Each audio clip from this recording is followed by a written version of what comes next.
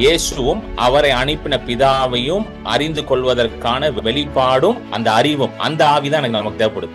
இன்றைக்கு நம்ம எல்லாருக்கும் தேவைப்படுகிறது இதுதான். நீங்க நினைக்கலாம், என்ன பிரதர் எனக்கு கால் வலிக்குது, நீங்க இதுக்காக ஜெபம் பண்ணீங்க, எங்க இது புரிஞ்சிச்சுன்னா கால் வலிலாம் ஓடிடுங்க பிரதர். எனக்கு வேற ஏதோ பிரச்சனை போயிட்டு இருக்கு, நீங்க என்னன்னா இயேசுவை அறிந்து கொள்றதுக்கு ஜெபம் பண்ணுன்றீங்க, பிதாவை அறிந்து கொள்றதுக்கு ஜெபம் பண்ணுன்றீங்க, அந்த ஞானத்தை கொடுன்றீங்க, இந்த வெளிப்பாடை கொடுன்றீங்க, கால் வழியா சரி பண்ண மாட்டீங்களே பிரதர், அதுக்கு எதுவும் சொல்ல மாட்டீங்க, வீட்டுல கடன் பிரச்சனை இருக்கு அதுக்கு எதுவும் சொல்ல மாட்டீங்க, அதை விட்டுட்டு வேற எதெல்லாம் பேசிட்டு இருக்கீங்க. நான் என்ன பேசிட்டு இருக்கேன்னா, நீங்க இன்னைக்கு கால் வலி சரியாகும் நீங்க பேசிட்டு இருக்கீங்க. நான் என்ன பேசிட்டு இருக்கேன்னா, பவுல் என்ன பேசிட்டு இருக்காருன்னா, வாழ்க்கையில கால் வலியே வரக்கூடாதுன்னு பேசிக்கிட்டு இருக்காரு. 1000 தடவை புலம்புறோம், அந்த புலம்புலாம் அப்படியே தூக்கி ஓரமா வச்சுட்டு எனக்குள்ள உயிர்த்தெழுதல் வல்லமை இருக்குது அப்படின்னு சொன்னீங்கன்னா கொஞ்ச நாள் இந்த வியாதி எல்லாம் உங்களுக்கு விட்டு ஓடி போயிடும். See, if you do not honor the written word of God, I am very sorry to tell you, nothing will work in your life. நீங்க எழுதப்பட்ட வேத வார்த்தையை கனம் பண்ண தவறிவிட்டால் உங்க வாழ்க்கையில பெரிய காரியங்கள் நடக்கும்னு ப்ளீஸ் எதிர்பார்க்காதீங்க. இயேசு நான் செய்ததை நீ செய்வேன்னு சொல்லிட்டாருன்னா, அப்போ உங்க சரீரத்துல இருக்கிற வியாதியின் மேல யாருக்கு அதிகாரம் உண்டு? உங்களுக்கு அதிகாரம் உண்டு. ஏன்னா உங்களுக்குள்ளதான் உயிர்த்தெழுதலின் வல்லமை உண்டு.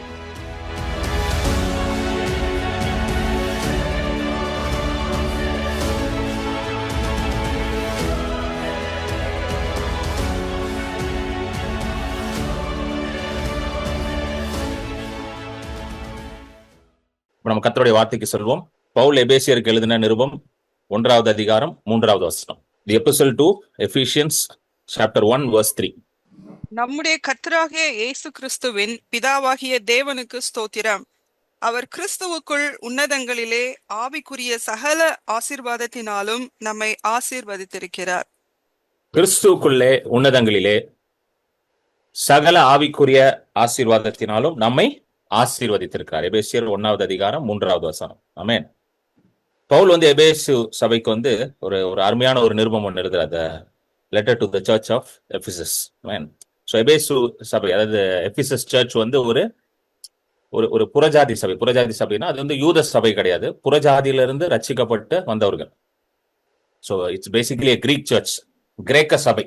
ஸோ அவர்களுக்கு ரொம்ப ஒரு இட்ஸ் வெரி பவர்ஃபுல் லெட்டர். இந்த நீங்க எபிஷியன்ஸ் பாத்தீங்கன்னா 6 அதிகாரம் இருக்கு. நீங்க கண்டிப்பா படிங்க, தியானம் பண்ணுங்க. ரொம்ப வல்லமையான ஒரு நிருபம் அது. இன்றைக்கு ரொம்ப தேவையான ஒரு காரியத்தை அது எழுதியிருப்பார். ஸோ அதை எப்படி தொடங்குறாருன்னு பாத்தீங்கன்னா, கிறிஸ்துவுக்குள் உன்னதங்களிலே ஆவிக்குரிய சகல ஆசீர்வாதங்களினாலும் நம்மை ஆசீர்வதித்திருக்கிறார்.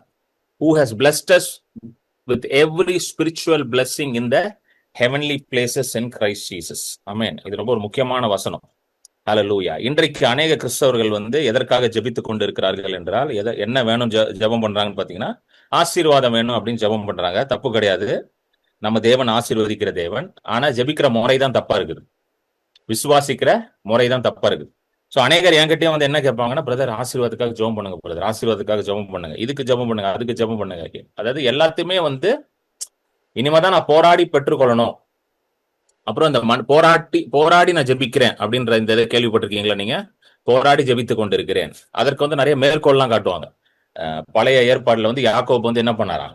போராடி ஆண்டவர்கிட்ட ஆசீர்வாதங்கள் எல்லாம் பெற்றுக்கொண்டாரு. ஸோ நானும் என்ன பண்றேன்? யாக்கோபை போல போராடி கொண்டிருக்கிறேன் அப்படின்னு சொல்லி நிறைய இந்த மாதிரிலாம் இது பண்ணுவாங்க. நான் இதை நிறைய கேள்விப்பட்டிருக்கேன். ஏன்னா நான் கிறிஸ்துவ குடும்பத்திலே வளர்ந்த பாருங்களேன், கிறிஸ்துவ பின்னணியிலே இருந்ததுனால இதெல்லாம் நிறைய கேள்விப்பட்டிருக்கேன். ஸோ நானும் இதெல்லாம் அப்ப நானும் என்ன யோசிச்சுன்னா, அப்ப ஆண்டவர்கிட்ட நான் எதாவது பெற்றுக்கொள்ள போராடணும் போல. நான் ரொம்ப ஆண்டவர்கிட்ட போயிட்டு ரொம்ப ஸ்ட்ரகிள் பண்ணி போராடி, அப்புறம் அந்த போராட்டத்துல நான் ஜெயிச்சு, ஏன்னா போராடி ஜெயிச்சாதானே கிடைக்கும், சும்மாலாம் கிடைக்காது பாத்தீங்களா? ஸோ போராடி ஜெயிக்கணும். ஸோ ஒரு பாயிண்ட் ஆஃப் டைம்ல என் லைஃப்ல நான் கை விட்டுட்டேன் போராட்டத்தெல்லாம்.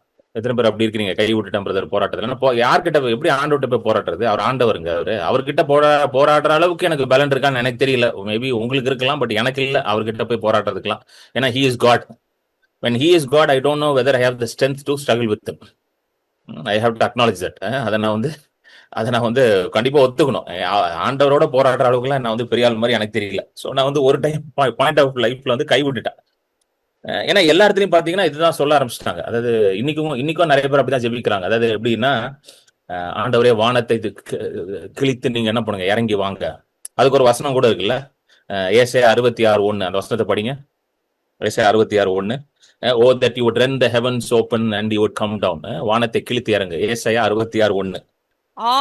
உமது நாமத்தை சத்துருக்களுக்கு தெரிய பண்ணுவதற்கும் ஜாதிகள் உம்முடைய சந்நிதிக்கு முன் தத்தளிப்பதற்கும் தேவரீர் வானங்களை கிழித்திறங்கி வானங்களை கிழித்து கிழித்திறங்கி இறங்கி ஓ that you rent the heavens open. அப்பனா வானத்தை கிழிச்சிட்டு என்ன பண்ணுங்க, இறங்குங்க ஆண்டவரே, வானத்தை கிழிச்சிட்டு இறங்குங்க அப்படின்னுவாங்க. அப்ப இன்னும் நிறைய பேர் என்ன விசுவாசிக்கிறாங்கன்னா, என்னுடைய ஜெபம் வந்து ஏன் எனக்கு இன்னும் பதில் வரலன்னா, பிசாசு வந்து என் ஜெபத்துல என்ன பண்றான், தடுத்துட்டு இருக்கான். கூரைக்கு மேல என்ன பண்ண மாட்டேங்குது, ஜெபம் வந்து போக மாட்டேங்குது. இதை கேள்விப்பட்டிருக்கீங்களா? சில பேர் சொல்லுவாங்க, நீ ஜெபிக்கிறது பத்தல, இந்த மாதிரி ஜெபிச்சா உன் ஜெபம் வந்து கூரைக்கு மேலேயே போகாதுன்னுவாங்க. இந்த மாதிரிலாம் என்கிட்ட சொல்லியிருக்காங்க. புரியுதுங்களா? இன்னும் நீ வந்து ரொம்ப எப்படி சொல்லணும், ரொம்ப நீ வந்து ரொம்ப உன்னை வருத்தி கொண்டு, உன்னை ஒடுக்கி கொண்டு, உன்னை அப்படி பண்ணி இப்படி பண்ணி இதெல்லாம் பண்ணி ஜெபிச்சாதான் கூரைக்கு மேலேயாவது அவன் ஜெபம் போவோம். இல்லைன்னா இந்த ஜெபத்துல ஆண்டவர் கேட்க மாட்டாரு. என்ன ஜெபம் பண்ற, இதெல்லாம் ஒரு ஜெபமா, இதெல்லாம் ஒரு ஜெபமே கிடையாது, என்னது அப்படின்லாம் வந்து சொல்லிலாம் கேட்டிருக்கேன். அப்புறம் வந்து பழைய ஏற்பாட்டுல தானியல் புஸ்தகத்துல இருந்து மேற்கோள்லாம் காட்டுவாங்கல்ல. தானியல் ஜெபித்தாரு, என்ன பண்ணா, அந்த பெர்ஷிய இவன் லோக அந்த காலத்துல அந்த பெர்ஷிய தேசத்து மேல ஒரு பிசாசு இருந்துச்சுல, அது அது வந்து என்ன பண்ணிச்சான், அதெல்லாம் தடுத்துச்சு அப்படின்னு சொல்லி. ஸோ இன்னைக்கும் என்ன பண்ணுது, பிசாசு வந்து தடுத்துட்டு இருக்கு அப்படின்னு சொல்லி இதை வந்து ரொம்ப பாப்புலரா அதை வந்து பிலீவ் பண்றாங்க. சரிங்களா?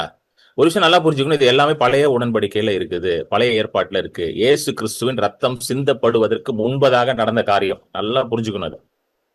This is not happening after the cross. This was happening before the manifestation of Jesus on this earth. கிறிஸ்து இந்த உலகத்திற்கு வரதுக்கு முன்பதாகவும், கிறிஸ்து சிலுவைக்கு போறதுக்கு முன்பதாகவும் நடந்த காரியம் இதெல்லாம். ஹல்லேலூயா. டோட்டலி டைனாமிக்ஸ் வந்து மாறிடுச்சு.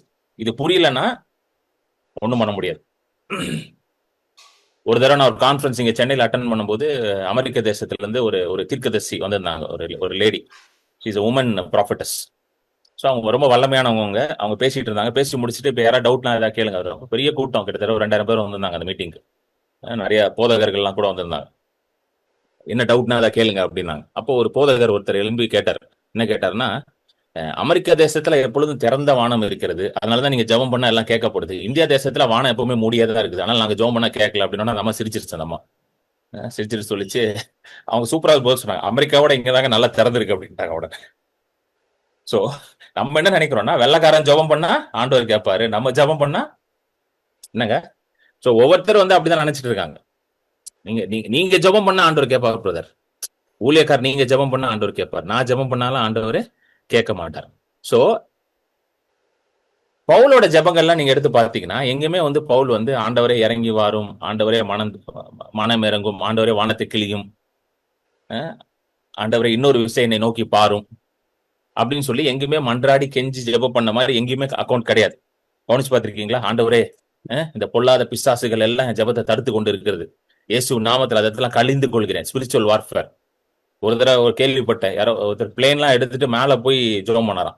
அந்த பிளேன் வந்து கிட்டத்தட்ட ஒரு 30,000 ஃபீட்டுக்கு மேல எங்கேயோ பறக்கும் பாத்தீங்களா. சோ 3வது வானத்துக்கு நான் போய் என்ன பண்ண போறேன், போய் ஜெபம் பண்றேன்னு சொல்லி அங்க போய் ஜெபம் பண்ணிட்டு இருந்தாராம், பிளேன்ல டிராவல் பண்ணிக்கிட்டு.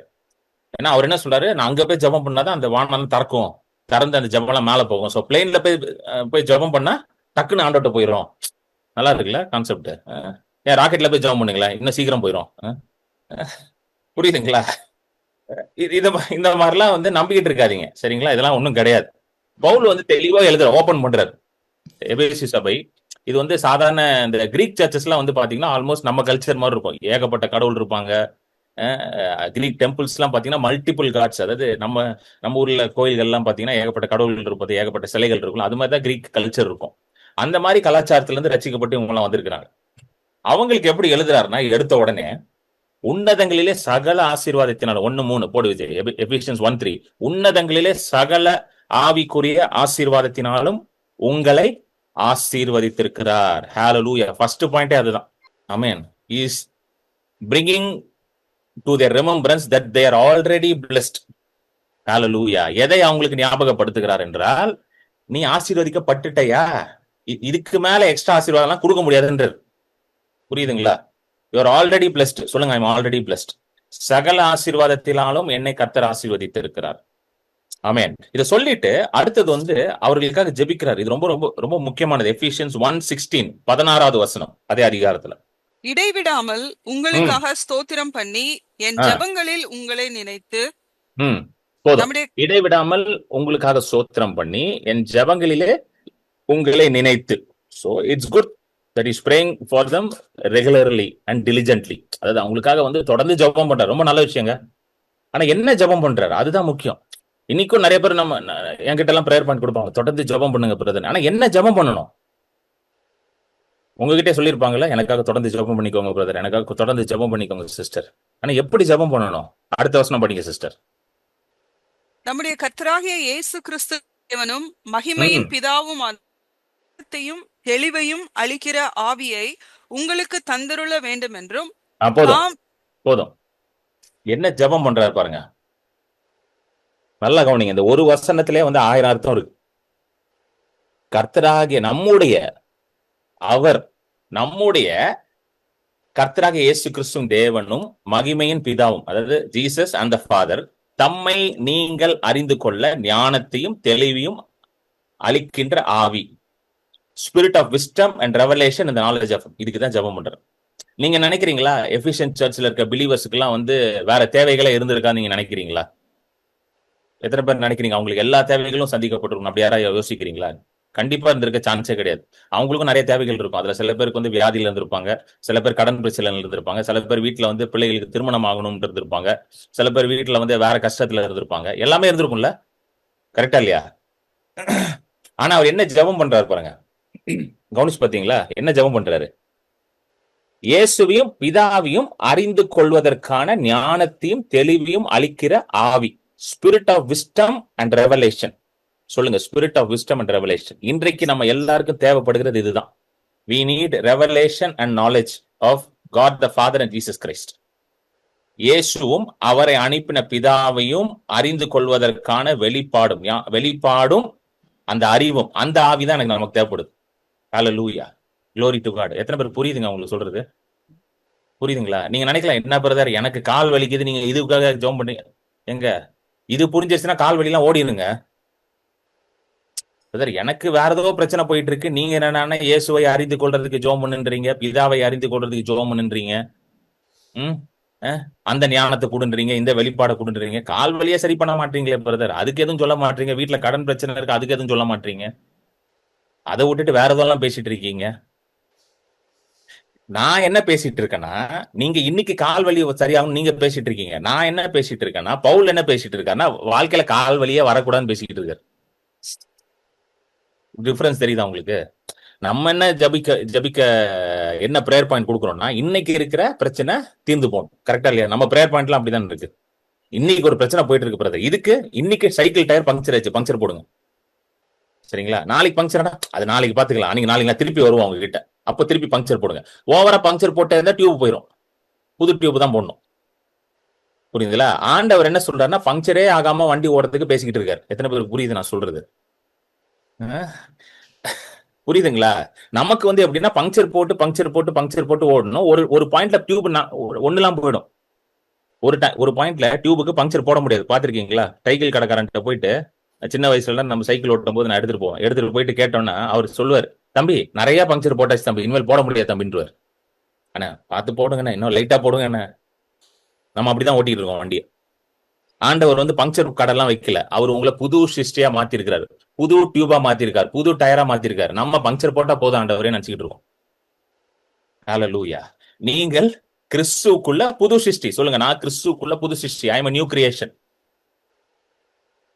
உங்கள ஒரு பங்கு வந்து நீங்களும் பரிசுத்த ஆவியானவரும் ஒரே ஆவியா இருக்கிறீங்க. உங்கள ஒரு பங்கு வந்து you and the Holy Spirit is one spirit. தெரியுமா உங்களுக்கு?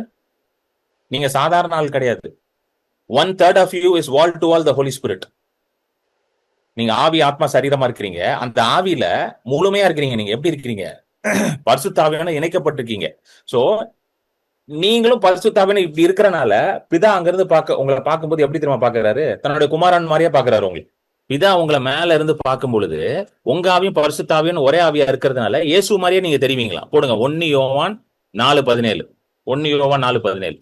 நியாய தீர்ப்பு நாளிலே நமக்கு தைரியம் உண்டா இருக்கத்தக்கதாக அன்பு நம்மிடத்தில் பூரணப்படுகிறது. ஏனென்றால் அவர் இருக்கிற பிரகாரமாக நாமும் இவ்வுலகத்தில் இருக்கிறோம். அவர் இருக்கிற பிரகாரமாக நாமும் இவ்வுலகத்தில் இருக்கிறோம். அவர் இருக்கிற பிரகாரமாக. சொல்லுங்க, அவர் இருக்கிற பிரகாரமாக. யார் இருக்கிற பிரகாரமாக? இயேசு இருக்கிற பிரகாரமாக நானும் இந்த உலகத்துல இருக்கிறேன். as Jesus is so I am in this world. இதை வச்சு நான் உங்களுக்கு ஒரு இதுவே சொல்லியிருக்கேன், ஞாபகம் இருக்கா? ஒரு சாட்சி ஒன்று சொல்லியிருக்கேன், திரும்பவும் சொல்லுறேன், கேட்கறது நல்லது. ஒரு அம்மாவுக்கு வந்து இது வந்து எங்க நடந்துச்சுன்னா, சிங்கப்பூர்ல ஒரு சபையில நடந்துச்சு. அந்த பாஸ்டர் வந்து இந்த சாட்சியை சொன்னாரு. அவரோட யூடியூப் சேனல்ல இதை ஷேர் பண்றேன். என்னன்னா, ஒரு அம்மாக்கு கேன்சர் வந்துருச்சு, அவங்க சபையில இருக்கிற ஒரு அம்மாக்கு. அந்த அம்மா ரிப்போர்ட் எடுத்துட்டு வந்துச்சான். இவர் என்ன நினைச்சிட்டாரா, சரி அந்த அம்மா வந்து ஜெபிக்க தான் வருது இவர்கிட்ட, ரிப்போர்ட் எடுத்துட்டு வந்து காமிச்சிட்டு ஜெபிக்க தான் வருதுன்னு நினைச்சிச்சான். அந்த அம்மா வந்து ரிப்போர்ட் எல்லாம் ஷேர் பண்ணிச்சான், இவர்கிட்ட ஷேர் பண்ணிட்டு இவர் பார்த்தாரா, பார்த்துட்டு சரி ஜெபிக்கலாம் அப்படின்னு போகும்போது டக்குன்னு அந்த அம்மா சொல்லுதான், ஆனா பாஸ்டர் 1 யோவான் 4:10 பாஸ்டருக்கு அந்த அம்மா சொல்லுதான். பாருங்க எந்த அளவுக்கு அந்த அம்மாக்கு நல்ல வெளிப்பாட்டுல அந்த பாஸ்டர் வளர்த்திருக்காரு பாருங்க. முதல்ல இந்த பாஸ்டருக்கு நன்றி சொல்லணும், நல்ல வெளிப்பாடுகளை போதித்திருக்கிறார். ஹல்லேலூயா. அடுத்தது அந்த அம்மா அந்த வெளிப்பாடை பிடிச்சிருக்கு, அந்த அம்மாவுக்கு நன்றி சொல்லணும். She had a very open heart. கற்றுக்கொள்ளணும்ன்ற ஒரு மனநிலையோட வந்து உட்கார்ந்து வெளிப்பாடுகளை பெற்றுக்கொண்டிருக்கு. அது சொல்லி பாஸ்டர் 1 யோவான் 4:17 நீங்க தான் போதிச்சீங்க, இயேசு இருக்கிற பிரகாரமாகவே நான் இருக்கிறேன், as Jesus is so I am in this world. So இயேசுக்கு கேன்சர் இருக்குமா பாஸ்டர், நான் அவர்கிட்ட கேட்டுச்சேன். இவர் சொன்னா கண்டிப்பா இருக்காதுமா, இயேசுக்குலாம் கேன்சர் எல்லாம் வராதுமா. அப்ப எனக்கும் கேன்சர் கிடையாது பாஸ்டர், ஐ கேன்சல் திஸ் ரிப்போர்ட்னு பாஸ்டர் முன்னாடி என்ன பண்ணிச்சா, ரிப்போர்ட்டை கிறுக்கி போட்டுட்டு கிளம்பி போயிருச்சான். பாஸ்டர் அப்படியே பாக்குறாராம், இது நம்மளே பெரியாளா இருக்கும் போலே அப்படின்ட்டு. அவருக்கு ஒரே சந்தோஷம், பரவாயில்லப்பா, நான் வந்து போதித்த என் பிள்ளைகள் விசுவாசத்துல நல்லா வளர்றாங்களே அப்படின்னு சொல்லி அவருக்கு ஒரே சந்தோஷமா இருக்கு. ஒரு 2 வாரம் கழிச்சு பாத்தீங்கன்னா அடுத்த ரிப்போர்ட் வருதான், she is completely free of cancer. Hallelujah. ஆமென். ஏன் சிங்கப்பூர் வரைக்கும் போனோம், இங்க வந்துரும், நம்ம ஊருக்கு வந்துரும். ஏன்னா நம்ம நிறைய பேர் நீங்க சிங்கப்பூர் அமெரிக்காலாம் நடக்கும் பிரதர், நம்ம ஊர்ல ஏதாவது மூடனவானு சொல்லிட்டீங்களே, ஒருத்தர் சொல்லிட்டாருல்ல, அது சிங்கப்பூர் அமெரிக்கா ஆப்பிரிக்காலாம் நடக்கும், நம்ம ஊருக்கே வாங்க. எனக்கு தெரிஞ்ச ஒரு ஊழியக்கார் இங்கதான் இருக்கிறாரு, கேரளால திருவாண்டரத்துல தான். அவங்க அம்மாவுக்கு வந்து கேன்சர் அப்படின்ட்டாங்க. இது நடந்து 20 வருஷத்துக்கு மேல இருக்கும். அவங்க என்ன பண்ணிட்டாங்க, ஹாஸ்பிட்டல்ல இருந்து வெளியே வந்தாங்க, நேரம் ரிப்போர்ட் எடுத்தாங்க. இயேசு நாமத்துல இந்த ரிப்போர்ட்டை நான் என்ன பண்றேன், கேன்சர் என்ற ரிப்போர்ட்டை கேன்சல் பண்றேன், தூக்கி போட்டாங்க. இன்னும் உயிரோட தான் இருக்காங்க, திருவாண்டரத்துல தான் இருக்கேன். வேணா அட்ரஸும் ஃபோன் நம்பரும் கொடுக்குறேன், போய் பார்த்துட்டு வந்துருங்க. ஹல்லேலூயா. ரொம்ப சிங்கப்பூர் வரைக்கும் கூட போக வேண்டாம், நீங்க இங்க போய் பார்த்துட்டு வந்துடலாம். ஆமென். சோ இதெல்லாம் எப்படி சாத்தியமாகுது? ஏனென்றால் இயேசு இருக்கிற பிரகாரமாகவே நீங்கள் இருக்கிறீங்க. சொல்லுங்க, இயேசு இருக்கிறது போலவே நான் இருக்கிறேன். as Jesus is so I am in this world. இந்த சாட்சிக்கெல்லாம் நீங்க ஆமேன்னு சொல்லி பழகிட்டீங்கன்னா உங்களுக்கும் இந்த மாதிரி நடக்க ஆரம்பிச்சு. எத்தனை பேருக்கு புரியுது? இதுக்கெல்லாம் தான் ஆமேன்னு சொல்லணும், இதுக்குதான் ஆமேன் ஆமேன் ஆமேன்னு சொல்லிக்கிட்டே இருக்கணும். ஏன்னா இதெல்லாம் தான் தேவைப்படுது எனக்கு. ஹல்லேலூயா. நம்ம என்ன நினைச்சுக்கிட்டு இருக்கோம் தெரியுமா, நான் வந்து சாதாரண மனுஷன் தானேங்க. யார் சொன்ன நீங்க சாதாரண மனுஷன்ட்டு? யார் சொன்ன நீங்க சாதாரண மனுஷன்ட்டு? பேதுரு எழுதுறாரு, அழிவில்லாத வார்த்தையினால மறுபடியும் நீங்கள் ஜனப்பிக்கப்பட்டிருக்கீங்க. எழுதுறாரா இல்லையா பேதுரு? அழிவில்லாத வார்த்தையினாலயா? the word that does not perish. hallelujah. அழிவில்லாத தேவ வார்த்தை எங்க வருது? வாங்க படிச்சிருவோம் டக்குன்னு. 1 பேதுரு 1வது அதிகாரம் 23 படிங்க சிஸ்டர். 23. அழிவுள்ள வித்தினாலே அல்ல, என்றென்றைக்கும் நிற்கிறதும் ஜீவனுள்ளதுமான தேவ வசனமாகிய அழிவில்லாத வித்தினாலே மறுபடியும் ஜெனிப்பிக்கப்பட்டிருக்கிறீர்களே.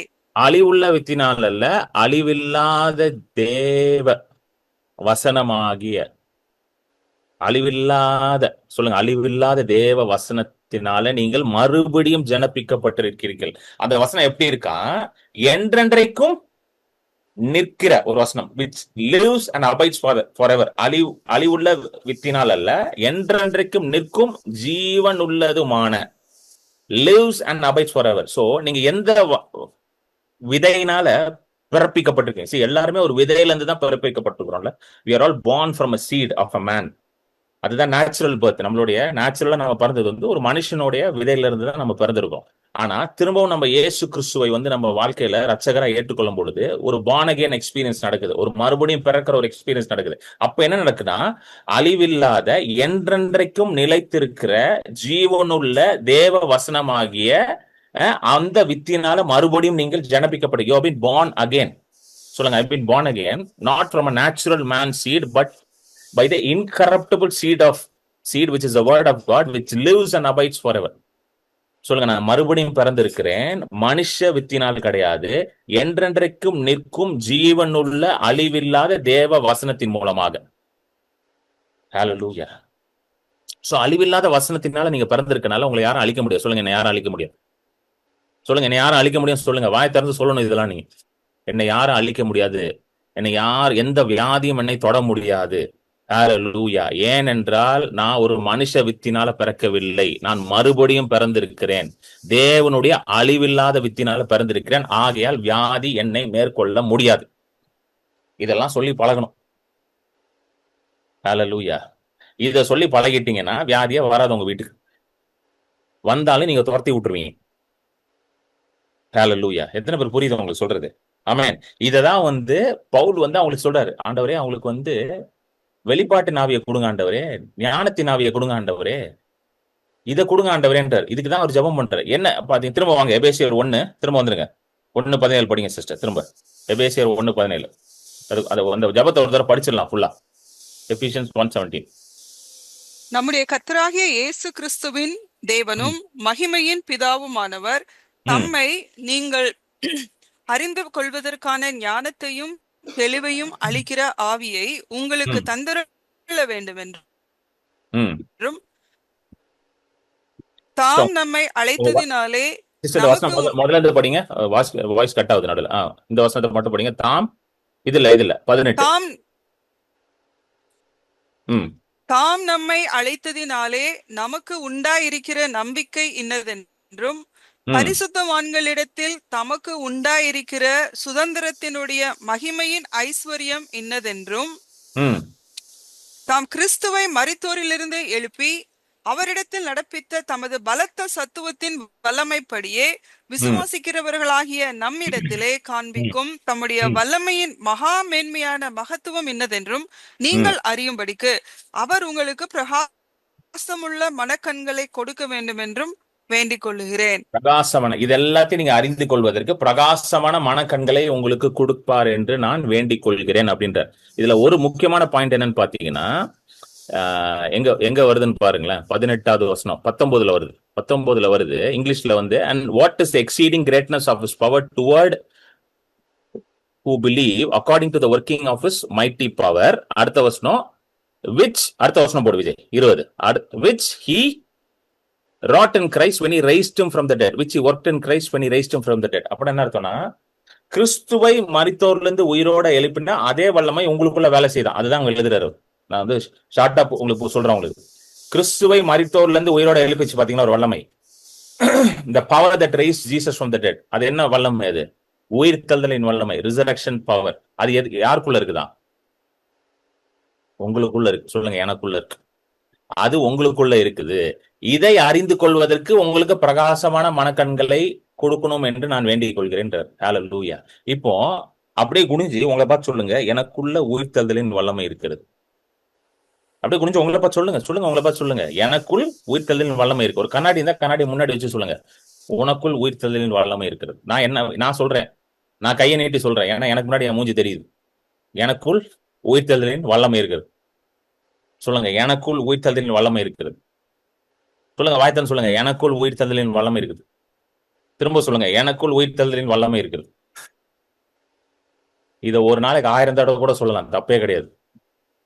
1000 தடவை தலைவலிக்குன்னு சொல்றோம், 1000 தடவை கால் வலிக்குன்னு சொல்றோம், 1000 தடவை முடியலன்னு சொல்றோம்ல. என்னங்க, கரெக்டா இல்லையா? சொல்றோமா இல்லையாங்க? 1000 தடவை புலம்புறோம். அந்த புலம்புலாம் அப்படியே தூக்கி ஓரமா வச்சுட்டு எனக்குள்ள உயிர்த்தெழுதலின் வல்லமை இருக்குது அப்படின்னு சொன்னீங்கன்னா கொஞ்ச நாள் இந்த வியாதியெல்லாம் உங்களுக்கு விட்டு ஓடி போயிடும். ஹல்லேலூயா, glory to God. எத்தனை பேர் புரியுதுங்க நான் சொல்றது? நம்ம வெளியே தேடிட்டு இருக்கோம். we are all searching for God's glory and power outside of us. நம்ம எல்லாமே என்ன பண்ணிட்டு இருக்கோம்னா வெளியே தேடிட்டு இருக்கோம். கரெக்டா? கர்த்தருடைய வல்லமை எங்க இருக்குது, கர்த்தருடைய மகிமை எங்க இருக்குது? அங்க மகிமை இருக்கான் பிரதர், அந்த சர்ச்சில் தான் மகிமை இருக்கான், அதனால அங்க ஓடு. இந்த சர்ச்சில் தான் மகிமை இருக்கான், அங்க ஓடு. இந்த ஊழியக்காரர்கிட்ட தான் மகிமை இருக்கான், இங்க ஓடு. என்னங்க சொல்லிட்டு எங்கேயா ஒருத்தர் ஓடிக்கிட்டு இருக்கோம். கரெக்டா? ஓடி ஓடி ஓடி ஓடி கடைசியில களைச்சு போயிடும். சில பேர்லாம் ஒரு பாயிண்ட்டுக்கு வந்துட்டாங்க, இது எல்லாமே பொய் பிரதர் சொல்ற பாயிண்ட்டுக்கு வந்துட்டாங்க. ஏன்னா அவங்க யாருமே சத்தியத்தை சொல்லல பாருங்களேன். அதனால அவங்க பாவம், அவங்கள ஒன்றும் பண்ண முடியாது. ஓடி ஓடி ஓடி போய் கடைசியில அவங்களுக்குள்ள இருக்க மகிமை என்னன்றது அவங்க அறியாமலே நிறைய பேர் என்ன பண்ணிட்டாங்க, வாழ்ந்து முடிச்சுட்டாங்க. அதனாலதான் பவுல் என்ன சொல்றாரு, உங்களுக்குள்ள இருக்கிற அந்த உயிர்த்தெழுதலின் வல்லமை என்னது என்பதை நீங்கள் அறிந்து கொள்ளுங்கள், அதற்கு உங்களுக்கு பிரகாசமான மனக்கண்கள் வேண்டும் என்று என்ன பண்றாரு, நான் வேண்டிக் கொள்கிறேன்றார். எத்தனை பேருக்கு புரியுதுங்க நான் சொல்றது? நான் வேண்டிக் கொள்கிறேன்றார். ஹல்லேலூயா, glory to God. Amen. So வியாதி எனக்குள்ள இருக்குது. நீங்க இப்ப கேட்கலாம், பிரதர் எனக்குள்ள வியாதி இருக்குது, நான் என்ன செய்யணும்? சில சில காரியங்களை நான் உங்களுக்கு போதிச்சிடுறேன். இது புரிஞ்சிச்சுன்னா நீங்க வியாதி நீங்களே மேற்கொண்டுருவீங்க. யாரும் உங்களுக்கு ஜெபிக்கணும்னு அவசியம் கிடையாது. ஹல்லேலூயா. நீங்க வந்து யாருக்காவது ஃபோன் பண்ணி ஜெபிக்கணும், இல்ல யாரையா போய் பார்க்கணும், அவர் உங்க தலையில கைய வைக்கணும், அப்பதான் வியாதி போகும் அப்படின்லாம் நீங்க வெயிட்லாம் பண்ண வேண்டாம். நீங்களே வெளிப்பாட்டின் மூலமாக உங்களுக்குள்ள இருக்கிற வல்லமையை ரிலீஸ் பண்ணி நீங்களே சுகமாயிரலாம். எத்தனை பேருக்கு இப்படி சுகமாகணும்னு ஆசை? கை தூக்குங்க. அஹ், எனக்கு எனக்கு எனக்கு ஒரு வெளிப்பாடு உண்டாகணும், அந்த வெளிப்பாட்டின் மூலமா நான் சுகமாயிரணும். அப்படி யாரா இருக்கீங்கன்னா கை தூக்குங்க. இல்ல நீங்க தான் தலையில கை வச்சு ஜோம் பண்ணணும் அப்படின்னு நேரா வெயிட் பண்றீங்களா? பிரதர் நீங்க தான் பிரதர் தலையில கை வைக்கணும். நீங்க எங்க இருந்தாலும் பிரதர் பரவாயில்ல பிரதர், நான் வந்து உங்ககிட்ட ப்ரேயர் பண்ற நேரம் வெயிட் பண்றீங்களா? அஹ், சொல்லுங்க. அப்போ கொஞ்சம் நீங்க வெயிட் பண்ணி தான் ஆகணும். உடனே எல்லாம் என்ன பார்க்க முடியாது. சரிங்களா? நீங்க சீக்கிரம் சுகமாகிறது நல்லது. வெயிட் பண்ணி சுகமாகிறது அவ்வளவு நல்லது இல்ல. நேத்து ஒரு இடத்துக்கு நான் போயிருந்தேன். ஒரு சபைக்கு கூப்பிட்டு என்னை பிரசங்கம் பண்றதுக்கு. நாளைக்கும் போறேன். நாளைக்கு வந்து இன்னொரு பிரான்ச் சர்ச்சுக்கு போறேன். நேத்து ஒரு பிரான்ச் சர்ச்சுக்கு போனேன், இன்னைக்கு நாளைக்கு ஒரு பிரான்ச் சர்ச்சுக்கு போறேன். அப்ப அந்த பாஸ்டர் என்கிட்ட தெளிவா சொன்னார். என்ன சொன்னார்னா, அவர் எனக்கு ரொம்ப வருஷமா பழக்கம். அவர் என்ன சொன்னார்னா, கிரண் நீங்க வந்து என்னோட ஜனங்கள் எல்லாருமே என்ன பண்ணணும், இந்த இந்த வல்லமையான இந்த சத்தியத்துல அவங்க நடக்க ஆரம்பிக்கணும். அதுக்கு நீங்க அவங்களை என்ன பண்ணுங்க, எம்பவர் பண்ணுங்க. அதுக்கு நீங்க அவங்களை என்ன பண்ணிவிடுங்க, எம்பவர் பண்ணுங்க. நான் போய் இந்த சத்தியத்தை சொல்லிட்டு ஒரு மணி நேரம் சத்தியத்தை போதிச்சேன். போதிச்சுட்டு கடைசியில எத்தனை பேருக்கு வந்து சுகம் வேணும் அப்படின்னு கேட்டேன். உடனே எல்லாம் ஆல்மோஸ்ட் 95% கை தூக்கிட்டாங்க. வந்ததுல 95% கை தூக்கிட்டாங்க எனக்கு சுகம் வேணும்ட்டு. உடனே நான் அவங்ககிட்ட சொன்னேன், யார் மேலேயும் நான் கை வச்சு ஜபிக்க போறது இல்ல, நீங்களே ஜபிக்க போறீங்கன்னு ஒரு மாதிரி பார்த்தாங்க. அப்படி பார்த்துட்டு, ஐயோ தப்பான மீட்டிங் வந்துட்டோம் போலயே, இவர் யாருக்கும் ஜபிக்க மாட்டேன்னு சொல்றாரு, தெரிஞ்சிருந்தா வீட்லயே உட்காந்துருப்பேன் நினைக்கிறீங்களா அப்படின்னு. அப்புறம் அவங்களை கூப்பிட்டு ரெண்டா நிக்க வச்சு, ஒருத்தர் சொல்லுங்க, உங்களுக்கு என்ன வியாதின்னு ஒருத்தர் சொல்லுங்க. சொல்லிக்கிட்டாங்க, எனக்கு இந்த வியாதி இருக்கு அப்படின்னு இவங்க சொல்லுவாங்க. சொல்லிட்டு அவங்களே ஜபம் பண்ண வச்சேன். ஏசு நாமத்துல நீ என்ன பண்ண, வியாதியை வெளியே போன்னு கமெண்ட் பண்ணு. எல்லாம் 30 செகண்ட் தான். இந்த பாருங்க, இந்த ஹீலிங் பிரேயர்லாம் 30 செகண்ட் தான், இல்லைன்னா 1 நிமிஷம் தான். எத்தனை பேர் புரியுது? ஏசு நாமத்துல வெளியே போனா வெளியே போயிடும். அது இதை சொல்லாதனாலதான் அது போக மாட்டேங்குது. சொல்ல வச்ச ஏகப்பட்ட பேர் சுகமானாங்க. அவங்களுக்கே ஆச்சரியமாயிருச்சு. ஒருத்தர் மேல கூட நான் கை வச்சு ஜபிக்கல. Not even 1% I laid hands and prayed. ஏன்னா அவ்வளவு பேர் இருந்தாங்க. எல்லாருக்கும் மேலே நான் கை வச்சு ஜபம் பண்ணியிருந்தேன்னா அடுத்த நாள் காலையில தான் நான் வீட்டுக்கே வந்திருப்பேன். சரிங்களா? அது வேற கதை. நான் சொன்னேன், நீங்களே பண்ணுங்கன்னா பண்ணாங்க, சுகமாயிருச்சு. அவங்க எல்லாருக்குமே இந்த சத்தியத்தை முதல் முறையா கேட்கறாங்க. நல்லா கவனிங்க. First time they're listening to this truth. இதுக்கு முன்னாடி யாரும் இந்த சத்தியத்தை அவங்களுக்கு போதிக்கவே இல்லை. ஃபர்ஸ்ட் டைம் அவங்க இந்த சத்தியத்தை கேட்கறாங்க. 1 மணி நேரம் தான் போதிச்சு அவங்களுக்கு. வெறும் 1 hour டீச் பண்ணிட்டு பண்ண சொன்னா பண்ணாங்க, சரியாயிருச்சு. அப்போ யோசிச்சு பாருங்க, எப்படிப்பட்ட வல்லமை உங்களுக்குள்ள இருக்கு பாருங்க. ஹல்லேலூயா. ஆனா நாம எப்பவுமே எப்படி நம்மள நினைக்கிறோம் தெரியுமா? நான் ஒரு சாதாரண ஒரு ஹியூமன் பீயிங் தான் brother. I am just an ordinary man. எத்தனை பேர் அப்படி யோசிச்சிருக்கோம் இல்ல? என்ன இருந்தாலும் நான் ஒரு மனுஷன் தானே. என்னங்க, கரெக்டா இல்லையா? நான் ஒரு மனுஷன் தானே, நான் ஒரு சாதாரண மனுஷன் தானே. அதனாலதான் இத்தனை பெரிய பிரச்சனைகள்லாம் என் வாழ்க்கையில நடந்துகிட்டு இருக்கு, இந்த போராட்டங்கள்லாம் இருக்குது எனக்கு. இப்படிதான் நம்ம என்ன பண்றோம், நம்மள கண்டிஷன் பண்ணி வச்சிருக்கோம் நம்ம மைண்ட. எதுக்கு பண்ணி வச்சிருக்கோம்? இந்த பிரச்சனையெல்லாம் வந்து வரும்ட்டு. இப்போ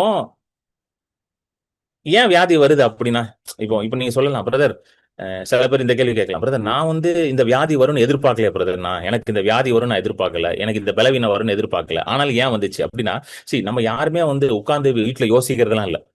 என்ன யோசிக்கிறது இல்ல, எனக்கு கேன்சர் வரப்போகுது, எனக்கு எய்ட்ஸ் வரப்போகுது, எனக்கு டிபி வரப்போகுது, எனக்கு அது வரப்போகுது, அப்படி யாரும் யோசிச்சுட்டு இருக்கோமா? அப்படிலாம் யாரும் யோசிக்கிறமா தெரியல.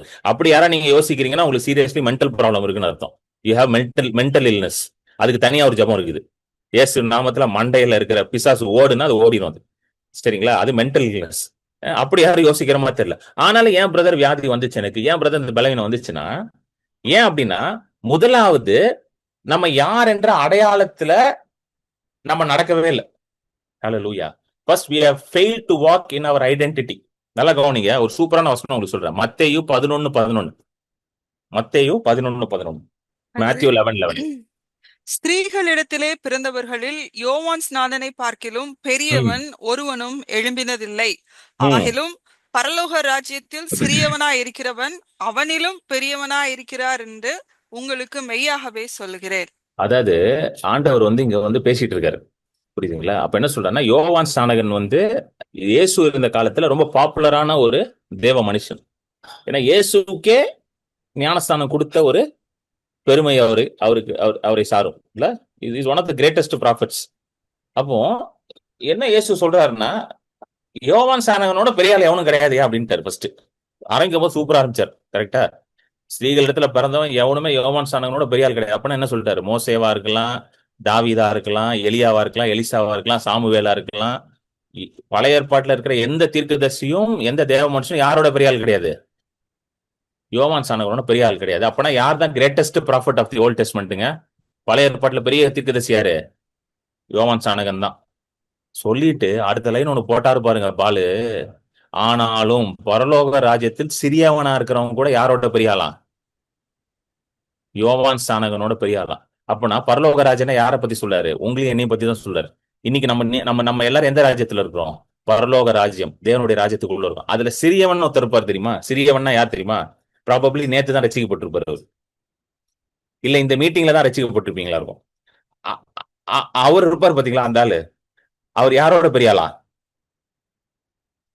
யோவான் ஸ்தானகனோட பெரிய ஆள். ஹalleluya. அப்போ இந்த மீட்டிங்ல இருக்கிற 31 பேரும் யாரோட பெரிய ஆளு? யோவான் ஸ்தானகனோட பெரிய ஆள். ஹalleluya. ஆமென். ஆமென். ஏன் இதுக்கு யாருமே ஆமென் சொல்ல மாட்டீங்கன்னு தெரியல. வசனத்துல இருக்கிறது தான் நான் உங்களுக்கு சொல்லிட்டு இருக்கேன். ஆனா உங்களுக்கு நம்ப முடியல பாத்தீங்களா? இதுதான் நம்ம பிரச்சனையே. புரியுதுங்களா? வசனத்துல இருக்கிற சொன்னதா நம்பவே முடியல. பிரதர் அதெல்லாம் வேணாம் பிரதர். நீங்க சொல்லுங்க பிரதர். அப்படியே கண்ணை மூடி ஏதாவது சொல்லுங்க பிரதர் எனக்காக. ஆண்டவர் இதை காட்டுறார். கர்த்தர் உங்களுக்கு காட்டுறாரு. வசனத்துல இருக்க சொன்னா யாருமே ஏத்துக்க மாட்டாங்க. நானும் பார்த்துட்டேன். நான் சொல்றேங்க உங்களுக்கு, நீங்க வசனத்தை கனம் பண்ணாத வரைக்கும் ஒன்னும் நடக்காது. நான் இப்பயே சொல்றேன். நீங்க என்ன வேணா நினைச்சிட்டு போங்க. சரிங்களா? If you do not honour the word of God, nothing is going to happen. நீங்க கண்ணை மூடி ஏதாவது சொல்லுங்க பிரதர். எனக்கு உடம்பு சரியில்லை, நீங்க கண்ணை மூடி ஏதாவது சொல்லுங்க பிரதர். ஏன் நான் சொல்லணும்? வசனத்தை ஆயிரம் ப்ராமிஸ் இருக்கு நீங்க சுகமாகிறதுக்கு. நான் கண்ணை மூடி தான் சொல்லணுமா உங்களுக்கு? நான் கண்ணை மூடி சொன்னாலும் என்ன சொல்லுவேன்? வசனம் தான் சொல்லுவேன். சரிங்களா? நீங்க சொல்லுங்க பிரதர், எனக்கு உடம்பு சரியில்லை, ஆண்டவர் என்ன சொல்றார்? தலைமுலால் குணமானிரு. அதெல்லாம் சொல்லாதீங்க. ஆண்டவர் என்ன சொல்றார்? தலைமுலா அதெல்லாம் சொல்லாதீங்க பிரதர். இப்படிதாங்க கேக்குறாங்க வந்து. அதெல்லாம் சொல்லாதீங்க. அதெல்லாம் ஐ டோன்ட் அக்செப்ட். 1 பேர் 2:24 போடுங்களேன். 1 பேர் 2:24. 1 Peter 2:24. 1 Peter 2:24. நாம் பாவங்களுக்கு செத்து நீதிக்கு பிழைத்திருக்கும்படிக்கு அவர் தாமே தமது சரீரத்திலே நம்முடைய பாவங்களை சிலுவையின் மேல் சுமந்தார். அவருடைய தழும்புகளால் குணமானீர்கள். அவருடைய தழும்புகளால் குணமானீர்கள். இதோட ஒரு பெரிய வாக்குத்தத்தம் உங்களுக்கு என்னங்க வேணும் சொல்லுங்க எனக்கு. நீங்க சுகமாகிறதுக்கு இதை விட பெருசா ஒரு வாக்குத்தத்தம் என்ன வேணும் சொல்லுங்க. நான் கண்ண மூடி சொல்லணுமா? இதே நான் வேணா சொல்றேன். கர்த்தர் எனக்கு காட்டுகிறார், நாம் பாவங்களுக்கு செத்து நீதிக்கு பிழைத்திருக்கும்படி கர்த்தர் உன் பாவத்தை எல்லாம் சிலுவையில ஏற்றுக்கொண்டா, நீ நீதிக்கு பிழைத்திருக்கிறார், தலங்களா நீ குணமானீரே மகளே அப்படின்னு சொல்லணுமா? சொல்லுங்க, நான் சொல்லிடுறேன். See, if you do not honor the written word of God, I am very sorry to tell you, nothing will work in your life. நீங்க எழுதப்பட்ட வேத வார்த்தையை கனம் பண்ண தவறிவிட்டால் உங்க வாழ்க்கையில பெரிய காரியங்கள் நடக்கும்னு ப்ளீஸ் எதிர்பார்க்காதீங்க. சரிங்களா? நான் சத்தியத்தை போதிக்க வந்திருக்கேன். இயேசு கிறிஸ்துவே பிரச்சனை வரும்போது எழுதியிருக்கிற வேத வார்த்தையை வச்சுதான் அதை ஹேண்டில் பண்றாரு. ஆமென். பிசாசு வரும்பொழுதும் சரி, பிரச்சனைகள் வரும்பொழுதும் சரி, என்ன எழுதப்பட்டிருக்கோ அதை தான் அவர் எடுத்து யூஸ் பண்றாரு. இட் இஸ் ரிட்டன், எழுதி இருக்கிறதே என்றார் சொல்றாரு அவர். பிசாசு வந்து முன்னாடி நின்றுட்டு இருக்கான், கண்ணை மூட்டு ஆண்டவர் எனக்கு காட்டுறாரு. எனக்கு ஒரு ஃப்ரெண்ட் ஒருத்தர் இருக்கிறார், இந்துல இருந்து ரசிக்கப்பட்டவர். சரிங்களா? நல்ல அவர் ஐடியில் ஒர்க் பண்றாரு. 2010 ரசிக்கப்பட்டார். எப்படி ரசிக்கப்பட்டார்? நான் கதையை கேட்டேன் அவர்கிட்ட. அவர் என்ன சொன்னார்னா, நான் பைபிள் படிச்சு ரசிக்கப்பட்டேன் அப்படின்னா. எனக்கு ஒருத்தர் பைபிள் கொடுத்தாரு, அதை படிப்பேன் டெய்லி, படிச்சு ரசிக்கப்பட்டேன் அப்படின்னா. அதுக்கப்புறம் ரசிக்கப்பட்ட பிறகு அமெரிக்க தேசத்துல போய் கிட்டத்தட்ட ஒரு 6-7 வருஷம் வாழ்ந்தார். அவன் சொல்றான், எனக்கு யாருமே தீர்க்க தரிசனம் சொன்னது இல்லைன்னு, ஆனா என் பைபிள்ல இருக்கிற எல்லா வாக்குத்தத்தமும் எனக்கு சொந்தம், இதுல இருக்கிறது எல்லாத்தையும் நான் கிளைம் பண்ணேன். இன்னைக்கு பாத்தீங்கன்னா பெரிய லெவல்ல இருக்கிறான் அவன். ஏன்னா உங்களுக்கு யாரும் தலையில கை வச்சு எதுவும் சொல்லணும்னு அவசியமே இல்லைங்க. உங்களுக்கு என்ன வேணுமோ அதை எல்லாத்தையும் எழுதி வச்சிருக்கிறார் ஆண்டவர். Hallelujah. What do you need in life? It is already written and given to you. எதுக்கு நீங்க எக்ஸ்பெக்ட் பண்றீங்க ஒருத்தர் தலையில வந்து கை வைக்கணும் உங்களுக்கு?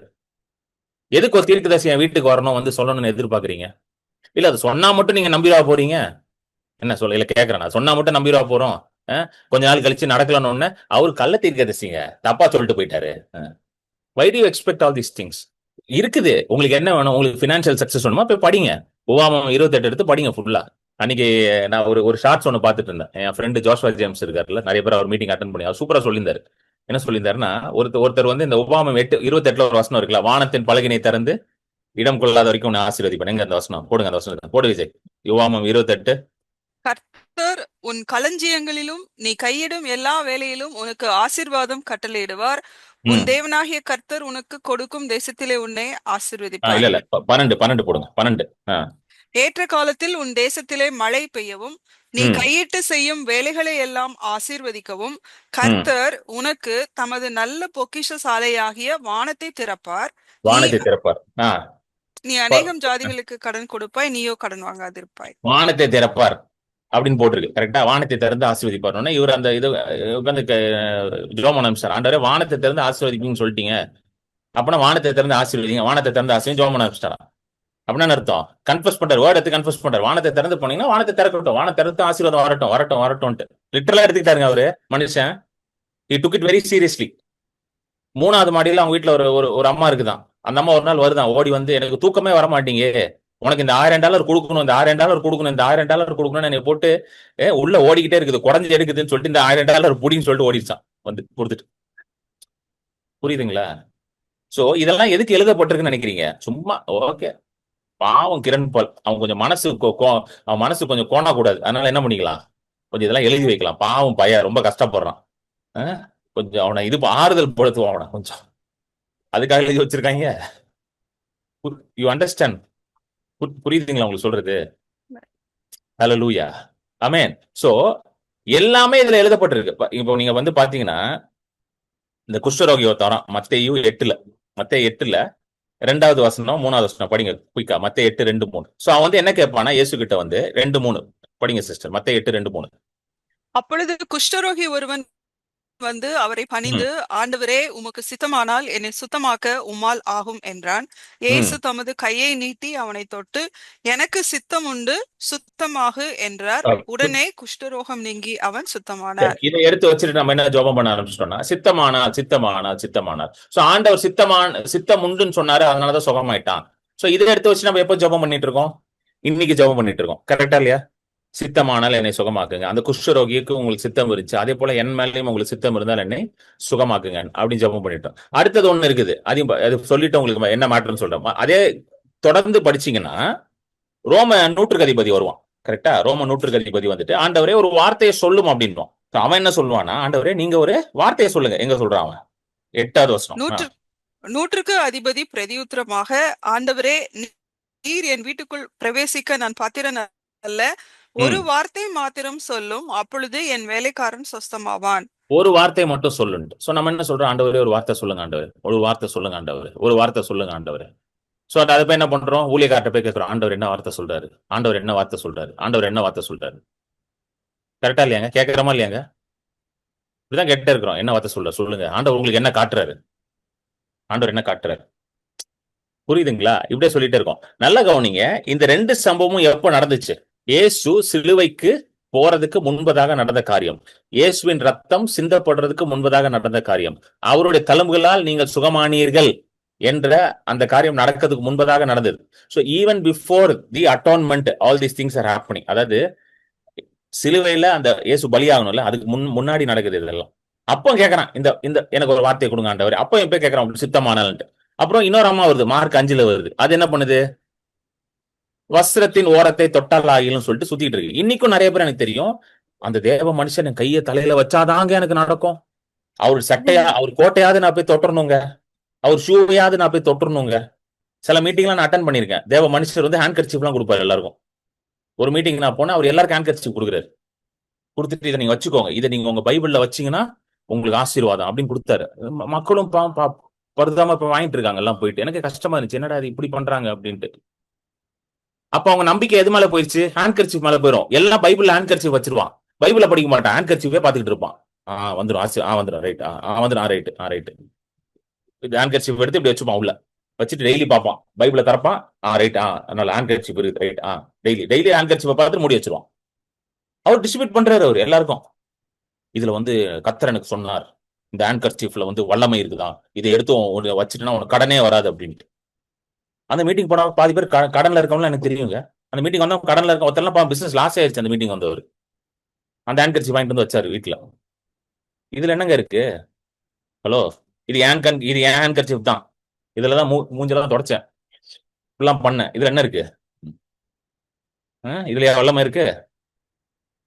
இதெல்லாம் நம்பிட்டு இருக்காதீங்க எதுவும் போயிட்டு, சரிங்களா? அஹ், எல்லா சர்க்கஸ் குட்டி காரணம் எல்லாத்தையும் பார்த்தாச்சு. நான் பார்க்காத குட்டி காரணம் சர்க்கஸ் எதுவுமே கிடையாது. எதுவுமே ஒர்க் ஆகாது. வார்த்தை மட்டும்தான் வேலை செய்யும். வார்த்தை இருதயத்துல இருக்கணும், வார்த்தை வாயில இருக்கணும். இது மட்டும்தான் வேலை செய்யும். நீங்க குட்டிக்காரன் அடிக்கலாம், குதிக்கலாம், படுக்கலாம், எந்திரிக்கலாம், எல்லாம் பண்ணலாம், ஒன்னும் வேலை செய்யாது. எத்தனை பேர் புரியுது நான் சொல்றது? புரியுதுங்களா? நீங்க என்ன வேணா பண்ணலாங்க.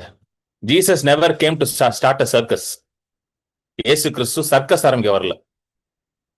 புரியுதுங்களா? இயேசு கிறிஸ்து வார்த்தையை கொடுத்துட்டு போனார் வந்து. ஹல்லேலூயா. எங்க வார்த்தை இருக்குதோ அங்க விடுதலை உண்டு. Hallelujah. Where there is the word of God, you shall see freedom.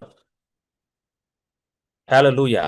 So, உங்களுடைய தாகம் வந்து தேவனுடைய வார்த்தைக்கு மட்டும் தான் இருக்கணும், வேற எதுக்குமே இருக்கக்கூடாது. You should only thirst and hunger for the word of God.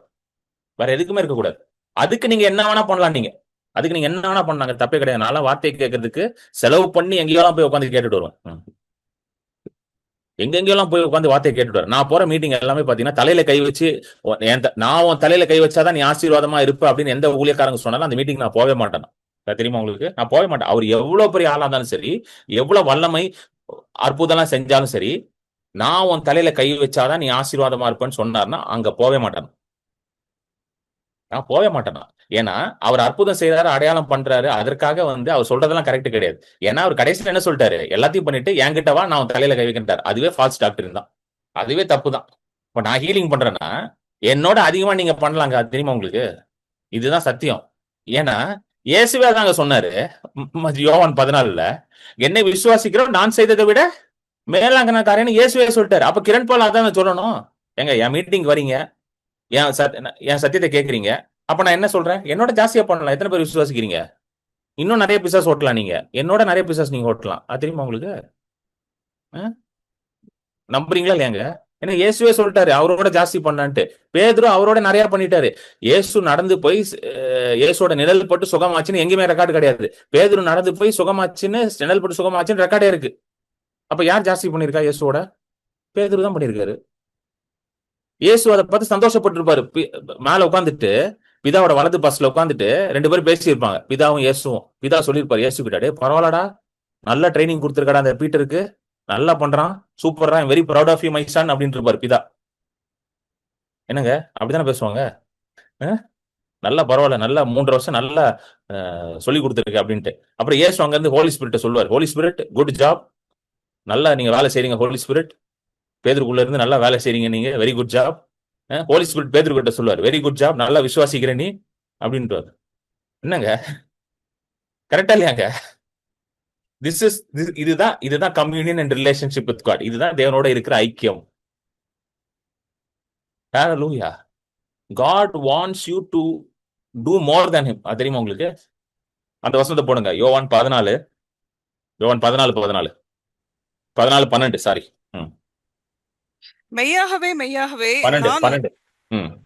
நான் உங்களுக்கு சொல்லுகிறேன், நான் என் பிதாவினிடத்திற்கு போகிறபடியினால் என்னை விசுவாசிக்கிறவன் நான் செய்கிற கிரியைகளை தானும் செய்வான், இவைகளை பார்க்கிலும் பெரிய கிரியைகளையும் செய்வான். இவைகளை பார்க்கிலும் பெரிய கிரியைகளை செய்வான். இது நான் சொல்லல, இயேசுவே சொல்லிட்டார். அப்போ இயேசு வந்து ஆன் ரெக்கார்ட் சொல்றேன். அதாவது யோவான் வந்து எழுதுறாரு, இயேசு செய்தது எல்லாத்தையும் எழுதுனா புஸ்தகமே கிடையாதுன்னு எழுதிட்டாரு கடைசியில, கரெக்டா? ஆனாலும் ஆன் ரெக்கார்டு வந்து 3 பேரை உயிரோட எழுப்பியிருக்காரா? ஆன் ரெக்கார்டு எவிரியோட மகள் ஜெயரஸ் டாக்டரு, நாயனூர் விதைவனோட மகனு, அப்புறம் அடுத்தது யாரு? லாசரு. ஆன் ரெக்கார்ட் 3 பேர். அப்ப நீங்க எத்தனை பேர் எழுப்பலாம் குறைஞ்சது? சொல்லுங்க வாய் திறந்து. சிஸ்டர் சொல்லுங்க. அட்லீஸ்ட் 30 பரவாயில்ல. சிஸ்டரோட விசுவாசம் பெரியது, உங்கள் விசுவாசம் பெரியது. ஆமென். இதுதான் வந்து ஆண்டவர் சொல்லிட்டு போனார். ஹல்லேலூயா. இப்போ நீங்க சொல்லுங்க, உங்க சரீரத்துல இருக்கிற வியாதிக்கு மேல உங்களுக்கு அதிகாரம் இருக்கா, இல்ல வியாதிக்கு உங்க மேல அதிகாரம் இருக்கா? இப்ப சொல்லுங்க எனக்கு. இயேசு வந்து நான் செய்ததை நீ செய்வேன்னு சொல்லிட்டாருன்னா, அப்ப உங்க சரீரத்துல இருக்கிற வியாதியின் மேல யாருக்கு அதிகாரம் உண்டு? உங்களுக்கு அதிகாரம் உண்டு. ஏன்னா உங்களுக்குள்ளதான் உயிர்த்தெழுதலின் வல்லமை உண்டு. ஹல்லேலூயா. புரியுதுங்களா? சோ இன்றைக்கு புதிய உடன்படிக்கையில வாழ்ந்து கொண்டிருக்கிற நாம் இயேசுவை போலவே வாழ முடியும். இயேசுவை விட அதிகமாக காரியங்களை செய்ய முடியும். நம்ம எதை மட்டும் தெரியுமா நம்ம ரொம்ப ரொம்ப பர்டிகுலரா இருக்கிறோம். அது நல்லதுதான். அது ரொம்ப ரொம்ப நல்லது. எதை ரொம்ப பர்டிகுலரா இருக்கும்னா இயேசுவை போல பரிசுத்தமா வாழணும்ன்றத ரொம்ப பர்டிகுலரா இருக்கும். கரெக்டா இல்லையாங்க? எத்தனை பேர் புரியுது? ரொம்ப அதுல கேர்ஃபுல்லா இருக்குமா இல்லையா? ரொம்ப பர்டிகுலர். இயேசு பரிசுத்தமா வாழ்ந்தா நானும் பரிசுத்தமா வாழணும். எத்தனை பேர் நம்புறீங்க பரிசுத்தமா வாழணும்? நான் ரொம்ப அதிகமா நம்புற ஒரு காரியம் அது. பரிசுத்தமா வாழ்வது மிக மிக மிக மிக அவசியமான ஒரு காரியம். ஹalleluya. ஏன்னா வேதம் சொல்லுகிறது, B Holi as I am Holi. நான் பரிசுத்தமா இருக்கிறேன், ஆகையால் நீங்களும் பரிசுத்தமா இருங்கள். அது ரொம்ப முக்கியம். பரிசுத்தமா வாழ்றது உலகத்தை போல வாழக்கூடாது. பரிசுத்தமா வாழ்றதுனா வெள்ளை சட்டை போட்டு வாழ்றது, அதை சொல்லல நான். சரிங்களா? வெள்ளை சட்டை போட்டு வாழ்றது பேர் நான் சொல்ல. பரிசுத்தமா வாழ்றதுனா உலகத்தை போல யோசித்து சிந்தித்து வாழக்கூடாது. அப்பனா அவிசுவாசத்துல வாழக்கூடாது, விசுவாசத்துல வாழணும். உலகத்தை போல பாவத்துல வாழக்கூடாது. ஒரு ஒரு தூய்மையான ஒரு பரிசுத்தமான வாழ்க்கையை வாழணும். பியூர் லைஃப் வாழணும். இதெல்லாம் ரொம்ப முக்கியம் தான். சோ நம்ம இதை கான்சென்ட்ரேட் பண்ணிட்டோமா? பண்றோமா இல்லையாங்க? பண்றோம். ஆனா எங்க கோட்டை விட்டோம்? அவர் செய்யற கிரியையில கோட்டை விட்டோமா இல்லையா? இதை மட்டும் தான் கான்சென்ட்ரேட் பண்ணாங்க. இயேசுவை போல வாழனாங்க. இயேசுவை போல வாழணும்னா இயேசுவை போல அற்புதத்தோட அடையாளத்தோட வாழ பழகி கொள்ளணும். Your life shall be filled with science and wonders and miracles. இதுதான் இயேசுவை போல வாழ. ரெண்டுமே இருக்கணுங்க. வெறும் லெஃப்ட் ஹேண்ட் மட்டும் வச்சு வாழ முடியாது. ரைட் ஹேண்டும் இருக்கணும் கையில. பரிசுத்தமா வாழ்றேன்னா அதே சைடு வல்லமையா வாழணும். எத்தனை பேருக்கு புரியுது? எத்தனை பேருக்கு புரியுதுங்க? இந்த சத்தியத்தை எனக்கு 2010 தான் இந்த சத்தியத்துக்குள்ள நான் வந்தேன். அப்போ ஒரு பாஸ்டர் ஒருத்தர், ரொம்ப நல்ல பாஸ்டர். அவருக்கு இந்த சத்தியத்தை அவர் அறிந்து கொண்ட பிறகு அவர் சொன்ன வார்த்தை என்னன்னா, ரொம்ப நல்ல மனுஷன். Is a very honest man. ரொம்ப நேர்மையான மனுஷன், ரொம்ப நல்ல மனிதர். அவர் சபை மக்கள் எல்லாம் ரொம்ப நேசிப்பார். அவங்க எல்லாம் பிள்ளைகள் போல பார்த்துக் கொள்வார். அவர் என்ன சொன்னார்னா, நான் இது வரைக்கும் ஒரு நல்ல பாஸ்டரா வாழணும் தான் ஆசைப்பட்டேன். ஆனா இப்பதான் புரியுது, நல்ல பாஸ்டரா மட்டும் இருந்தா பார்த்தாது, வல்ல பாஸ்டரா இருக்கணும். பாஸ்டரா இருந்தா மட்டும் பட்டாது, வல்லமையுள்ள பாஸ்டராகவும் இருக்கணும்ட்டு. என்னங்க, கரெக்டா இல்லையா? இயேசு நல்ல மனுஷன் தான். வெறும் நல்ல மனுஷனா இயேசு? சொல்லுங்க, வெறும் நல்ல மனுஷனா? இயேசு கிட்ட சொல்றாங்க, இயேசு எந்த அளவுக்கு நல்ல மனுஷனா, 5000 பேர் வந்துட்டான் மீட்டிங்க்கு. 5000 புருஷர்கள். அப்போ ஸ்திரீகள் பிள்ளைகள் எல்லாம் இருக்கிறாங்க. கிட்டத்தட்ட 3 நாள் ஆயிடுச்சு. இயேசு சொல்றாரு, எப்பா ஏதாவது சாப்பிடக்கூடிய அவங்களுக்கு போற வழியில மயங்கிற போறாங்கன்றாரு. அந்த அளவுக்கு நல்ல மனுஷங்க இயேசு. சொன்னாரா இல்லையாங்க? போற வழியில மயங்கிற போறாங்கன்றாரு. சொல்லிட்டு சீசர்கள் கேக்குறாங்க அடுத்தது, ஆண்டவரே என்ன கொடுக்க ஒண்ணு இல்லையா ஆண்டவரே? எதுவுமே இல்லைன்னு இயேசு சொல்லிருக்கலாம்ல. ஆமாப்பா, என்கிட்டயும் ஒண்ணு இல்லை, என்னப்பா பண்றது அப்படின்னு சொன்னாரா? என்னங்க அப்படியே சொன்னாரு? என்ன பண்றது, நான் உங்களுக்காக ஜெபித்துக் கொள்கிறேன், நீங்க எல்லாம் பத்திரமாக வீட்டுக்கு போய் சேரணும் என்று அப்படி சொன்னாரா? என்னங்க அப்படியே சொன்னாரு? சொல்லல. அப்படியா? உங்ககிட்டதான் ஒண்ணு இல்லை, ஆனா என்கிட்ட எல்லாம் இருக்குது, வா கூட்டு வா அப்படின்னு. ஹல்லேலூயா. இயேசு நல்ல மனுஷன் மட்டும் கிடையாது, வல்லமையான ஒரு மனுஷனாவும் இருந்தார். ஹல்லேலூயா. இதுதான் ஆண்டவர் உங்களை செய்ய சொல்றார். நல்லவனா மட்டும் இருந்தா பார்த்தாது, வல்லமை உள்ளவனாவும் இருக்கணும். இது ரெண்டுமே இருந்துச்சுன்னா உலகம் உங்களை தேடி வரும். Hallelujah. If you carry both these together, ரெண்டுமே முக்கியம். கேரக்டரும் முக்கியம், அனாயிண்டிங்கும் முக்கியம். சில பேர் கேரக்டர் விட்டு அனாயிண்டிங் மட்டும் பிடிச்சிட்டு இருப்பாங்க. பயங்கர அனாயிண்டிங்கா இருப்பாங்க, கேரக்டர் இருக்காது. அன்னைக்கு பாஸ்டர் ஜோ ரால்ஸ்டன் ரொம்ப அழகா பேசினார். 3 விஷயம் அப்படின்னாரு. கேரக்டர், அப்புறம் என்னது, குணம். அது என்ன சிஸ்டர் சொல்லுங்க, சிஸ்டர் விஜி சொல்லுங்க. சொல்லுங்க சிஸ்டர், அன்மியூட் பண்ணி சொல்லுங்க. அது 2 தான் ஞாபகம். பணம், குணம், இது ஹெல்த், மனம், yes. சுகம். Yes, பணம், yes. குணம், அதாவது ஆர்டர்ல மனம், குணம், அப்புறம் சுகம், அப்புறம் பணம். 3மே முக்கியம் ஒரு மனுஷனுக்கு. கரெக்டா? Character, health, wealth. நம்ம ஒரு விஷயத்தை மட்டும் புடிச்சுக்கிட்டோம். கேரக்டர் முக்கியம், கேரக்டர் முக்கியம், கேரக்டர் முக்கியம். அப்ப ஹெல்த் வெல்த் எல்லாம் வேண்டாமா? கேரக்டர் நல்ல கேரக்டருங்க, ஆனா பாவம் படுத்து படுக்கையா இருப்பாருங்க எப்ப பார்த்தாலும். அப்படி இருக்கலாமா? ஒண்ணுத்துக்கு பிரயோஜனம் இல்ல. படுத்து படுக்கையா இருந்தா கர்த்தருக்காக ஒண்ணும் செய்ய முடியாது. கரெக்டா? ஆனா ஹெல்த் நல்ல நல்ல அனாயிண்டிங், நல்ல பவர்ஃபுல் மேன் ஆஃப் காட். ஆனா கேரக்டர் சுத்தமா சரி கிடையாது. ஆனா நான் பயங்கர பவர்ஃபுல். அந்த மாதிரி ஆட்கள் எல்லாம் பாத்திருக்கீங்களா? பயங்கர பவர்ஃபுல்லா இருப்பாங்க, பயங்கர வல்லமையா இருப்பாங்க, பயங்கரமான பேய் ஓட்டுவாங்க, தீர்க்கதரிசனம் எல்லாம் சொல்லுவாங்க. ஆனா கேரக்டர் சுத்தமா இருக்காது. அப்படி இருந்தா என்ன இல்ல, பிரயோஜனம் கிடையாது. ஏன்னா கேரக்டர் இல்லைன்னா ரொம்ப நாள் என்ன பண்ண முடியாது, உங்களோட அனாயிண்டிங்கை தக்க வச்சு கொள்ள முடியாது. சோ யூ நீட் குணம், யூ நீட் சுகம், யூ நீட் பணம். சொல்லுங்க. I need character like Jesus, I need health like Jesus, I also need wealth like Jesus. இது எல்லாமே ஒரு மனுஷனுக்கு தேவை. அதனாலதான் உன்னதங்களில் சகல ஆவிக்குரிய ஆசீர்வாதத்தினாலும் உங்களை ஆசீர்வதித்திருக்கிறார். ஹல்லேலூயா. ஆமென். சோ இது எப்படி இப்போ இத நான் அடுத்த இதுக்கு வந்துருவோம். நம்ம டக்குன்னு அடுத்ததுக்கு வந்துருவோம். எப்படி இந்த சுகத்தை நான் வந்து எக்ஸசைஸ் பண்றது? How to exercise? இப்போ புரிஞ்சிச்சுங்களா? இது எல்லாமே உங்களுக்குள்ளதா இருக்கு. இது எக்ஸசைஸ் எப்படி பண்றது? இது சொல்லி முடிச்சிடுறோம். அப்பதான் ஒரு கம்ப்ளீட் ஒரு பிக்சர் வரும். மார்க் 11க்கு வந்துருங்க. மார்க் 11க்கு வந்தீங்கன்னா, இயேசு வந்து பெத்தானில இருந்து எருசலேம் போவாரு. அப்புறம் திருப்பி எருசலேம்ல இருந்து பெத்தானிக்கு வருவார். இதுதான் அங்க நடக்குது. சோ பெத்தானிக்கு போகும்பொழுது அவருக்கு பசி எடுத்துரும். இயேசுக்கு பசி எடுத்த உடனே என்ன பண்ணுவாருன்னா, ஒரு அத்தி மரத்துக்கிட்ட போய் பாப்பாரு. அத்தி மரத்துக்கிட்ட பாப்பாரு. படிங்க சிஸ்டர். 13ல இருந்து படிங்க. மார்க் 11 13 படிங்க. அப்பொழுது இலைகளுள்ள ஒரு அத்தி மரத்தை தூரத்திலே கண்டு அதில் ம், ஏதாகிலும் அகப்படுமோ என்று பார்க்க வந்தார். ம், அத்திப்பழ காலமாய் இராதபடியால் அவர் ம். அதனிடத்தில் வந்தபோது அதில் இலைகளை அல்லாமல் வேறொன்றையும் காணவில்லை. ஓகே. அப்பொழுது இயேசு அதை பார்த்து ஆ, போதும் போதும். "இ- போதும். இலை மட்டும் தான் இருந்துச்சா, பழம் இல்லையா? சரிங்களா? இலை மட்டும் தான் இருந்துச்சு, பழம் இல்லை. காலம் இல்லைன்னு போட்டிருக்கு. சோ நான் ரொம்ப நாள் யோசிச்சிருக்கேன், ஏன் காலம் இல்லைன்னு. அப்புறம் இது கொஞ்சம் கொஞ்சம் படிச்சு பார்த்தேன். இதை பத்தி, இந்த அத்தி மரத்தை பத்தி படிச்சு பார்த்தேன். அத்தி மரத்தோட கேரக்டரிஸ்டிக்ஸ் பத்தி படிச்சு பார்த்தேன். அதுல என்ன போட்டிருக்கு அப்படின்னு பாத்தீங்கன்னா, அத்தி மரத்திற்கு ஒரு கேரக்டர் இருக்கான். என்ன கேரக்டர்னா, இலை வரதுக்கு முன்னாடி பழம் வருமா. நீங்க போய் படிச்சு பாருங்க. நீங்க நெட்ல போய் படிச்சு பாருங்க. It has a phenomenon where the fruits will come before the leaves. So இது வந்து ஆண்டவர் அப்படி படைச்சிருக்கிறார். அதனாலதான் வந்து பழம் இருக்கான்னு பார்த்தா இல்ல. இல்லன்னு ஒண்ணு. அடுத்த வருஷம் 14 படிங்க சிஸ்டர். அப்பொழுது இயேசு அதை பார்த்து, ம். இது முதல் ஒரு காலம் ஒருவனும் உன்னிடத்தில் கனியை புசியாதிருக்க கடவன் என்றார். போதும். நல்லா கவனிங்க. இங்கிலீஷ்ல பாருங்களேன். தமிழ் வந்து அப்பொழுது இயேசு அதை பார்த்து அவ்வளவுதான் வருது. ஆனா இங்கிலீஷ்ல பாத்தீங்கன்னா, இன் response Jesus set to it. In response அப்படின்னா என்ன அர்த்தம்? இயேசு அதுக்கு ரெஸ்பாண்ட் பண்றாரு. ரெஸ்பாண்ட் என்ன அர்த்தம்? இயேசு அதுக்கு பதில் சொல்றார். கேஜேவி என்கேஜேவில தான் கரெக்டா கொண்டு வந்திருக்காங்க. என்எல்டி தூக்கிடுங்க. கேஜேவில தான் என்கேஜேவி தான் கரெக்டா வருது. நிறைய வசனங்கள் வந்து கேஜேவி என்கேஜேவில படிங்க, உங்களுக்கு கரெக்டான அந்த இது வரும். டிரான்ஸ்லேஷன்ஸ்ல நிறைய மாறி இருக்கு. கேஜேவி என்கேஜேவி தான் பெட்டர் என்னைய கேட்டா. ஆமென். சோ அதுக்கு வந்து ஆன்சர் பண்றார். சரிங்களா? அதுக்கு வந்து ஆன்சர் பண்றார் இயேசு வந்து. சரிங்களா? அது ஏதோ பேசியிருக்கு. என்ன பேசியிருக்குன்னு நினைக்கிறீங்க? பலன் தர முடியாது அப்படின்னு சொல்லியிருக்கோம். ப்ராபப்ளி இயேசுவை பார்த்து. இது நான் வந்து இமேஜின் பண்ணி சொல்றேன். அதுதான் அது பேசியிருக்கு. ஆனா ஏதோ பேசியிருக்குங்க. அது வந்து ஏதோ முரண்பா பேசியிருக்கு. புரியுதுங்களா? நெகட்டிவா பேசியிருக்கு, முரண்பா பேசியிருக்கு. உனக்கு பலன் தர முடியாதுன்னு ஏதோ பேசியிருக்கு. அதுக்கு இயேசு ஒரு பதில் சொல்றாரு.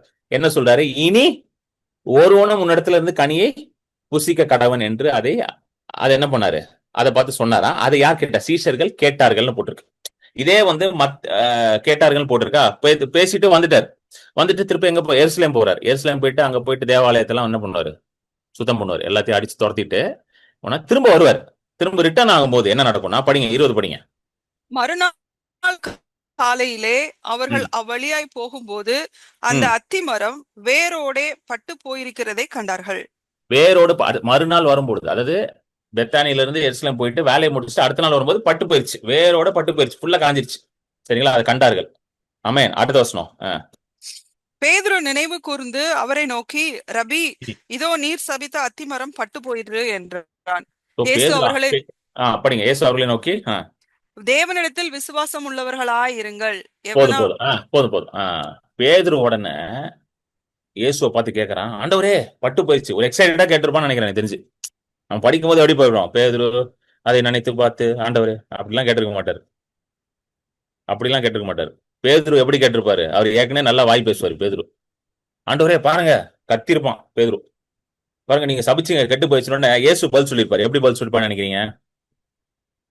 பொறுமையா, பேதுருவே, தேவனிடத்துல விசுவாசம் அப்படி சொல்லிக்க மாட்டேன். ஏன்டா தேவனிடத்துல விசுவாசமா இருடா, இது கூட புரியலையாடா அப்படின்னு இருப்பாரு. நீங்க பேசும்போது இப்படிதான் பேசுவாங்க. புரியுதுங்களா? தேவனிடத்துல விசுவாசமா இல்ல இருடா அப்படின்னு சொல்லிட்டு 23 போடு விஜய் டக்குன்னு. எவனாகிலும் இப்படிதான் பேசியிருப்பாரு இயேசு. எப்படி என்னங்க நீங்க நினைக்கிற மாதிரி இயேசு வந்து அப்படியே பொறுமையா பேசிருக்க நார்மலா பேசியிருப்பாருங்க அவரு.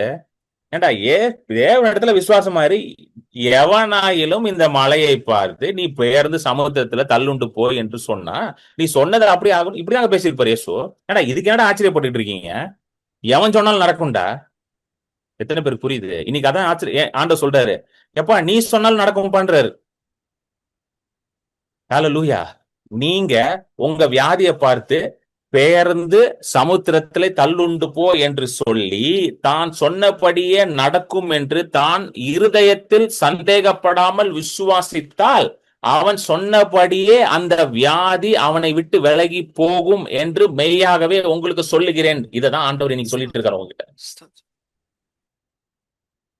ஹalleluya. கடந்த 42 வருஷமா இந்த வசனம் என் பைபிள்ல தான் இருக்குது. கடந்த 50 வருஷமாவும் இந்த வசனம் அவங்க பைபிள்ல தான் இருக்குது. கடந்த 60 வருஷமாவும் இந்த வசனம் உங்க பைபிள்ல தான் இருக்குது. ஆனா நம்ம என்ன தேடிட்டு இருக்கோம்? ஆண்டவரே ஒரு வார்த்தையை கொடுங்க, ஆண்டவரே ஒரு வார்த்தை சொல்லும் கர்த்தாவே அப்படின்னு பாடிக்கிட்டு இருக்கோம். அவர் நினைச்சிருப்பாரு, பல்லாயிரம் வார்த்தை எழுதி கொடுத்திருக்கேன், இவன் ஒரு வார்த்தைக்காக அழுதுகிட்டு இருக்கான் உட்காந்துட்டு. கரெக்டா? பிரதர் நானும் ஜெபித்து கொண்டிருக்கிறேன் பிரதர், 30 வருடமா ஜெபித்து கொண்டிருக்கிறேன், ஒரு வார்த்தைக்காக ஜெபித்து கொண்டிருக்கிறேன். சார் பைபிளை திறந்தீங்கன்னா பல ஆயிரம் வார்த்தை இருக்கு சார், நீங்க ஒரு வார்த்தைக்காக அழுதுகிட்டு இருக்கீங்க சார். ஹalleluya. புரியுதுங்களா? இன்றைக்கு உங்க வியாதி உங்களுக்கு முன்பதாக மலையை போல நின்று கொண்டிருக்கிறது. நீங்க என்ன பண்றீங்கன்னா, அந்த மலை எவ்வளவு பெருசு, அது எவ்வளவு அகலம், அது எவ்வளவு நீளம், அது எவ்வளவு ஆழம், அந்த மலை உச்சி எவ்வளவு ஹைட்ல இருக்கு, அதெல்லாம் அந்த இன்ஃபர்மேஷன் நல்லா வாங்கிட்டு வந்து அடுத்தது கால் பண்ண வேண்டியது. ஓகே, யாருக்கு போன் அடிக்கலாம்? பிரதர் கிரண் பால்னு ஒருத்தர் இருக்கிறாரு, ஹீலிங் மினிஸ்ட்ரி பண்றாராமே, அவருக்கு போன் அடிச்சு ஒரு அரை மணி நேரம், பிரதர் உங்களுக்கு தெரியாது பிரதர், டாக்டர் இப்படி சொல்லிட்டாரு பிரதர், உங்களுக்கு தெரியாது பிரதர், ரிப்போர்ட் இப்படி சொல்லுது பிரதர், உங்களுக்கு தெரியாது பிரதர். இந்த மாதிரி சில பேர் சொல்லும் போது நான் அவங்ககிட்ட என்ன சொல்லுவேன்னா, சிஸ்டர் உங்களுக்கு தெரியாது சிஸ்டர், அவர் தழும்புகளால் நீங்க சுகமாயிட்டீங்கன்னா அவங்க உடனே திரும்ப சொல்லுவாங்க, ஆனா உங்களுக்கு தெரியாது பிரதர், ரிப்போர்ட் இப்படி சொல்லுது பிரதர். நான் நினைப்பேன், ஐயோ கடவுளே. நல்லா புரிஞ்சுக்கணும், வியாதியை பற்றி பேசி கொண்டிருப்பதனால வியாதி சரியாகாது. ஃபர்ஸ்ட் பாயிண்ட் எடுத்துக்கோங்க. உங்களுக்கு ஹீலிங் நடக்கணுமா? First point, when you speak about your mountain will never move. வியாதியை பற்றிய பேசிக் கொண்டிருக்கிறதுனாலயோ, உங்களுடைய வறுமையை பற்றிய பேசிக் கொண்டிருக்கிறதுனாலயோ, உங்களுடைய மலையை பற்றிய பேசிக் கொண்டிருக்கிறதுனாலயோ மலையோ வியாதியோ வறுமையோ பிரச்சனையோ வெளியே போகாது. எழுதி வச்சுக்கோங்க. ஏன்னா நீங்க கன்ஃபஸ் பண்றீங்க. எதை கன்ஃபஸ் பண்றீங்க? எதை அறிக்கை செய்தீங்க? வியாதி இருக்கு, வியாதி இருக்கு, வியாதி இருக்கு, வியாதி இருக்குன்னு என்ன பண்ணிட்டு இருக்கீங்க? கன்ஃபஸ் பண்ணிக்கிட்டே இருப்பீங்க. மழை இருக்கு, மழை இருக்கு, மழை இருக்கு, மழை இருக்குன்னா மழை அங்க உட்காந்து சொல்லும், ஆமா நல்லா இருக்கு, இன்னும் நல்லா இருப்பேன் அப்படின்னு. அது first point, never talk about your mountain. புரியுதுங்களா? இந்த வசனம் நீங்க படிச்சு பாத்தீங்களா? இங்க என்ன போட்டிருக்கு? மலையை பார்த்து பேசுதான் போட்டிருக்கு. கரெக்டா? எவனாகிலும் இந்த மலையை பார்த்து, வசனத்தை போடு 23, எவனாகிலும் மலையை பார்த்து, எவனாகிலும் மலையை எடுத்துக்கொண்டு கர்த்தருடைய பிரசனத்துக்கு வந்து, ஆண்டவரே இந்த மலையை பாருங்க ஆண்டவரே, ஆண்டவரே நீங்க இருக்கீங்களா இல்லையா ஆண்டவரே, மனம் இறங்கும் ஆண்டவரே, பிளீஸ் ஆண்டவரே, கெஞ்சர் ஆண்டவரே, தயவு செய்து என்ன பாருங்க ஆண்டவரே, ஒரு விசை பாருங்க. ஒரு விசை என்ன தெரியுமா? அட்லீஸ்ட் ஒரு வாட்டி அது பாருங்கன்னு அர்த்தம். அதான் அது ஒரு விசை பாருங்கன்னு அர்த்தம். தெரியுமா தெரியாதா? ஒரு விசை பாருங்கன்னா என்ன அர்த்தம்? ஒரு வாட்டியாவது பாருங்க ஆண்டவர். அவர் அங்கிருந்து மேல தலையில அடிச்சுட்டு இருப்பாரு, ஏன்டா ஏன்டா உன்னதான் நான் பாத்துக்கிட்டே இருக்கிறேன், நீ என்ன ஒரு விசை பாருன்ற? அவர் அங்கிருந்து பாத்துட்டு இருப்பாரு, உன்னையே தான் நான் பாத்துக்கிட்டு இருக்கேன், நீ என்னடா ஒரு விசை பாருன்ற? ஏன்டா உன்னெல்லாம் என்னடா பண்றதுன்னு நினைச்சுட்டு இருப்பாரு அங்க உட்காந்து. எனக்கு முதல்ல இருந்தே வந்து இந்த சத்தியத்துக்கு வரதுக்கு முன்னாதாவே எனக்கு ஒரு டவுட் இருந்துச்சு. என்ன டவுட் இருந்துச்சுன்னா, இவ்வளவு கெஞ்சி ஜெபம் பண்ணாதான் ஆண்டவர் கேட்பாரான்னு ஒரு டவுட் இருந்துச்சு எனக்குள்ள. உங்களுக்கு எல்லாம் அந்த டவுட் இல்லையா? எனக்கு இருந்துச்சு இந்த டவுட். உங்களுக்கு எல்லாம் வரலையோ? நான் தான் ரொம்ப பாவியா வாழ்ந்திருக்கேன்னு நினைக்கிறேன், அதான் டவுட் எல்லாம் வந்திருக்கு. நீங்களாம் ரொம்ப பரிசுத்தமா வாழ்ந்திருப்பீங்கன்னு நினைக்கிறேன், அதான் டவுட்டே வரல உங்களுக்கு. எனக்கு ரொம்ப ஒரு டவுட் வந்துகிட்டே இருந்துச்சு, இவ்வளவு கெஞ்சி ஜெபம் பண்ணுமா? ஏன்னா நான் பைபிள்ல படிக்கும் போது, நான் இந்த காஸ்பிள்லாம், நான் அந்த சண்டே ஸ்கூல் போற பழக்கம் எனக்கு ஒரு சின்ன வயதுல இருந்து எங்க அம்மா எனக்கு ஏற்படுத்தி விட்டாங்க. நாங்க சண்டே ஸ்கூல்லாம் தெரியும்ல, நம்ம சண்டே சர்ச் நடக்கும்போது சின்ன பிள்ளைங்க நடக்கும் தனியா சண்டே ஸ்கூல். அதுக்கு நான் சின்ன வயதுல இருந்து போனோம், நிறைய அந்த கதைகள்லாம் படிச்சிருக்கேன் பைபிள்ல. ஸோ அப்போ எஸ்பெஷலி இந்த காஸ்பிள்லாம் படிக்கும்போது ரொம்ப ஆச்சரியமா இருக்கும். இயேசு கிறிஸ்து வந்து அப்படி ஒரு மனதுருக்கத்தோட இருப்பாரு, யார் அவர்கிட்ட வந்தாலும் சுகமாக்கிடுவாரு, யாருமே வந்து நீ என்ன பண்ண மாட்ட, உனக்கு சுகமாக்க மாட்டேன்னு சொல்ல மாட்டாரு. எவனா இருந்தாலும் சரி இயேசு சுகமாக்கினார். கரெக்டா இல்லையாங்க? அவன் எவ்வளவு பெரிய பாவியா இருந்தாலும் சரி, எவ்வளவு மோசமா இருந்தாலும் சரி, இயேசு அவங்க வீட்டுக்கு போவாரு, அவங்களோட உட்காந்து சாப்பிடுவாரு. எல்லாம் பார்த்துட்டு எனக்கு ஒரு டவுட் எப்பவுமே இருக்கும், என்ன இயேசு இவ்வளவு நல்லவரா இருக்கிறாரு, ஆனா ஏன் கெஞ்சி கெஞ்சி உனக்கு ஜெபம் பண்ண சொல்றாங்கன்னு இருக்கும். இந்த டவுட் எல்லாம் வரலையா உங்களுக்கு? என்னங்க எனக்கு எல்லாம் வரல பிரதர், நீங்க வேற அப்படின்றீங்களா? அஹ், எனக்கு டவுட் வந்துரு, என்ன இது இவ்வளவு நல்ல ஆண்டவரா இருக்கிறாரு, ஏன் நம்மள இவ்வளவு கெஞ்சி ஜெபம் பண்ண சொல்றாங்க அப்படின்னு டவுட் இருந்துகிட்டே இருக்குது. நல்ல சமயத்துக்கு இந்த டவுட் வந்துச்சு, அதனாலதான் ஹீலிங் மினிஸ்ட்ரிக்குள்ளே வந்தேன் நான். டவுட் வரணுங்க, கேள்வி கேட்கணுங்க, கேள்வி கேட்டாதான் பதில் கிடைக்கும். அப்படியே ஆயான்னு வாயை பொழந்துட்டு அப்படியே கேட்டுட்டு இருக்க கூடாது. பெரிய தேவ ஊழியர் சொல்லிட்டாரு அப்படின்ட்டு உட்காந்து பைபிள படிக்கணும். பைபிள படிச்சீங்கன்னா தெரியும் இயேசு எவ்வளவு நல்லவருன்ட்டு. ஒரு வசனம் இருக்கு, அருமையான வசனம் இருக்கு, இதை போடுங்களேன். லூக்கா 6:35. லூக்கா 6:35 டக்குன்னு அது விஜய் போடுது. உங்கள் சத்துருக்களை சிநேகியுங்கள், நன்மை இல்ல செய்யும், அதுல இல்லங்க, அதுல கடைசி வரி மட்டும் படிங்க சிஸ்டர், கடைசி வரி. அவர் நன்றி அறியாதவர்களுக்கும் துரோகிகளுக்கும் நன்மை செய்கிறாரே. ஆஹ் யாரு யாருக்கு நன்மை செய்யறாரா? இயேசு. அதாவது பிதாவானவர், இங்க பிதாவானவர் பத்தி இயேசு சொல்றாரு. பிதாவானவர் நன்றி அறியாதவர்களுக்கெல்லாம் அண்ட் துரோகிகள், அன்தாங்க்ஃபுல் அண்ட் ஈவல்னு போட்டிருக்கு இங்கிலீஷ்ல. அப்பனா ஒருத்தன் ஆண்டவரே இல்ல அப்படின்னு பேசுறான் பாத்தீங்களா, இயேசுன்ற ஒரு கடவுளே இல்ல எதிர்த்து நிக்கிறான் பாத்தீங்களா, அவங்களுக்கும் அவர்களுக்கும் நன்றி செய்யற தேவன் யாரோ, எந்த தேவனானா? நம்மளுடைய தேவனா. இப்போ இப்ப யோசிச்சு பாருங்களேன், இப்ப அவனுக்கே நன்மை செய்யறது உங்களுக்கு செய்ய மாட்டாரா? இது எப்படி இருக்குன்னா, அவனுக்கெல்லாம் நான் செய்வேன், உனக்கு செய்யணுமா, நீ கொஞ்சம் கதறு, கொஞ்சம் கெஞ்சி, கொஞ்சம் அதை பண்ணு, கொஞ்சம் இதை பண்ணு, முட்டியிலே நில்லு, முட்டி உடையிற வரைக்கும் முட்டியில நில்லு. அப்பதான் உடை. எனக்குலாம் என்ன சொல்லிட்டாங்கன்னா, முட்டி போட்டு ஜெபம் பண்ணா ஆண்டவர் கேட்கவே மாட்டார் அப்படின்ட்டாங்க. எனக்குலாம் ஒரே பயமா இருந்துச்சு, ஏன்னா ரொம்ப நேரம் முட்டியில நிக்க முடியாது, என்னால கொஞ்சம் வலிக்க ஆரம்பிச்சிடும் கொஞ்ச நேரத்துல. சரிங்களா? ஆனாலும் எனக்குலாம் ஐயோ என்னடா அது, அப்பதான் போச்சு போல அப்படின்னு நினைச்சேன். ஒரு தடவை அப்படிதான் ஒரு தேவ ஊழியர் என்கிட்ட சொல்லிட்டாரு, நீ முட்டி போட்டு உபாசம் பண்ணி அழுது ஜபிச்சாதான் உன்னை ஆண்டவர் காப்பாத்துவான்ட்டாரு. எனக்கா அவ்வளவுதான் முடிஞ்சு. ஐயோ, அழுகையும் வராது, உபாசமும் வராது, முட்டியும் வராது, முடிஞ்சு கதை அப்படின்னு நினைச்சேன். மூணுமே வராத பாயிண்ட் நமக்கு.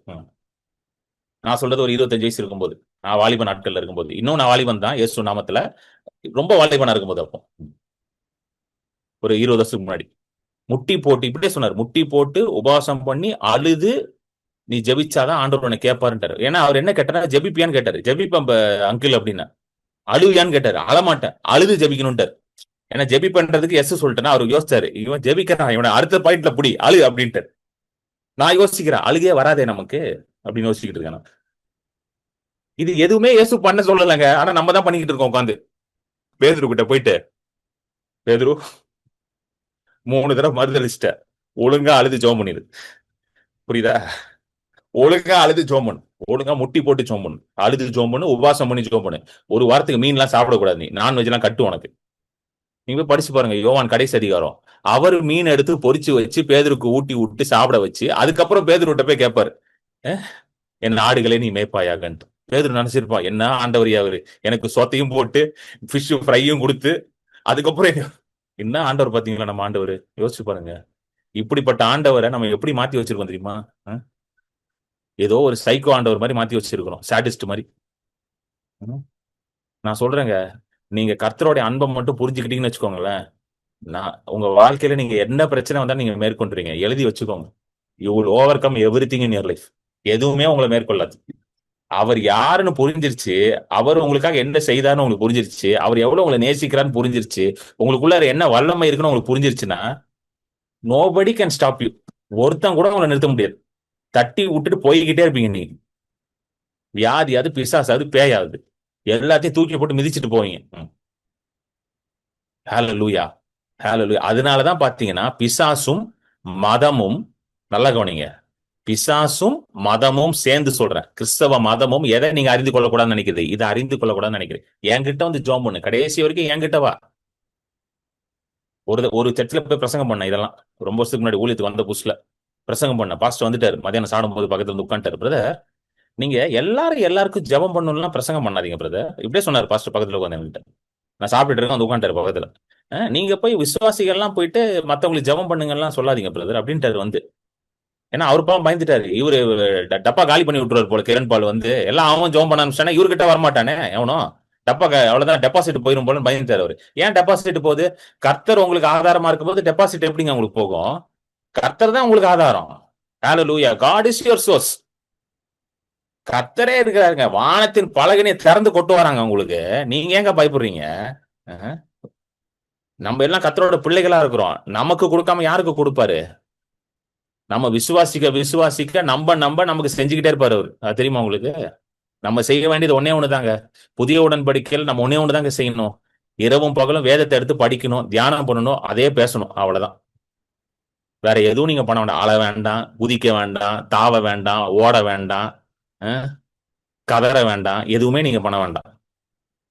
வசனத்தை எடுங்க, நல்லா படிங்க, அதை அறிக்கை பண்ணுங்க, அந்நிய பாஷை ஜெபம் பண்ணுங்க. இதை பண்ணிக்கிட்டே ரெகுலரா பண்ணிக்கிட்டே இருந்தீங்கன்னா எந்த ஒரு எதிர்மறையான வார்த்தையும் உங்க வாயில வராதபடி, நெகட்டிவா வேர்ட பேசாதபடி உங்க வாய்களை காத்துக்கொள்ளுங்க. நேத்து நைட்டு அருமையா பாஸ்டர் ஜோ ரால்ஸ்டன் பேசினார். எத்தனை பேர் அட்டன் பண்ணீங்க? எப்படி வந்து நாக்கை வந்து கட்டுப்படுத்தணும்ட்டு. அதை பார்க்கலன்னா போய் பாருங்க, லைவ்ல இருக்கும் யூடியூப் சேனல்ல. ரொம்ப சூப்பரா பேசினார் பாஸ்டர் ஜோ ரால்ஸ்டன். கரெக்டா பேசினார்.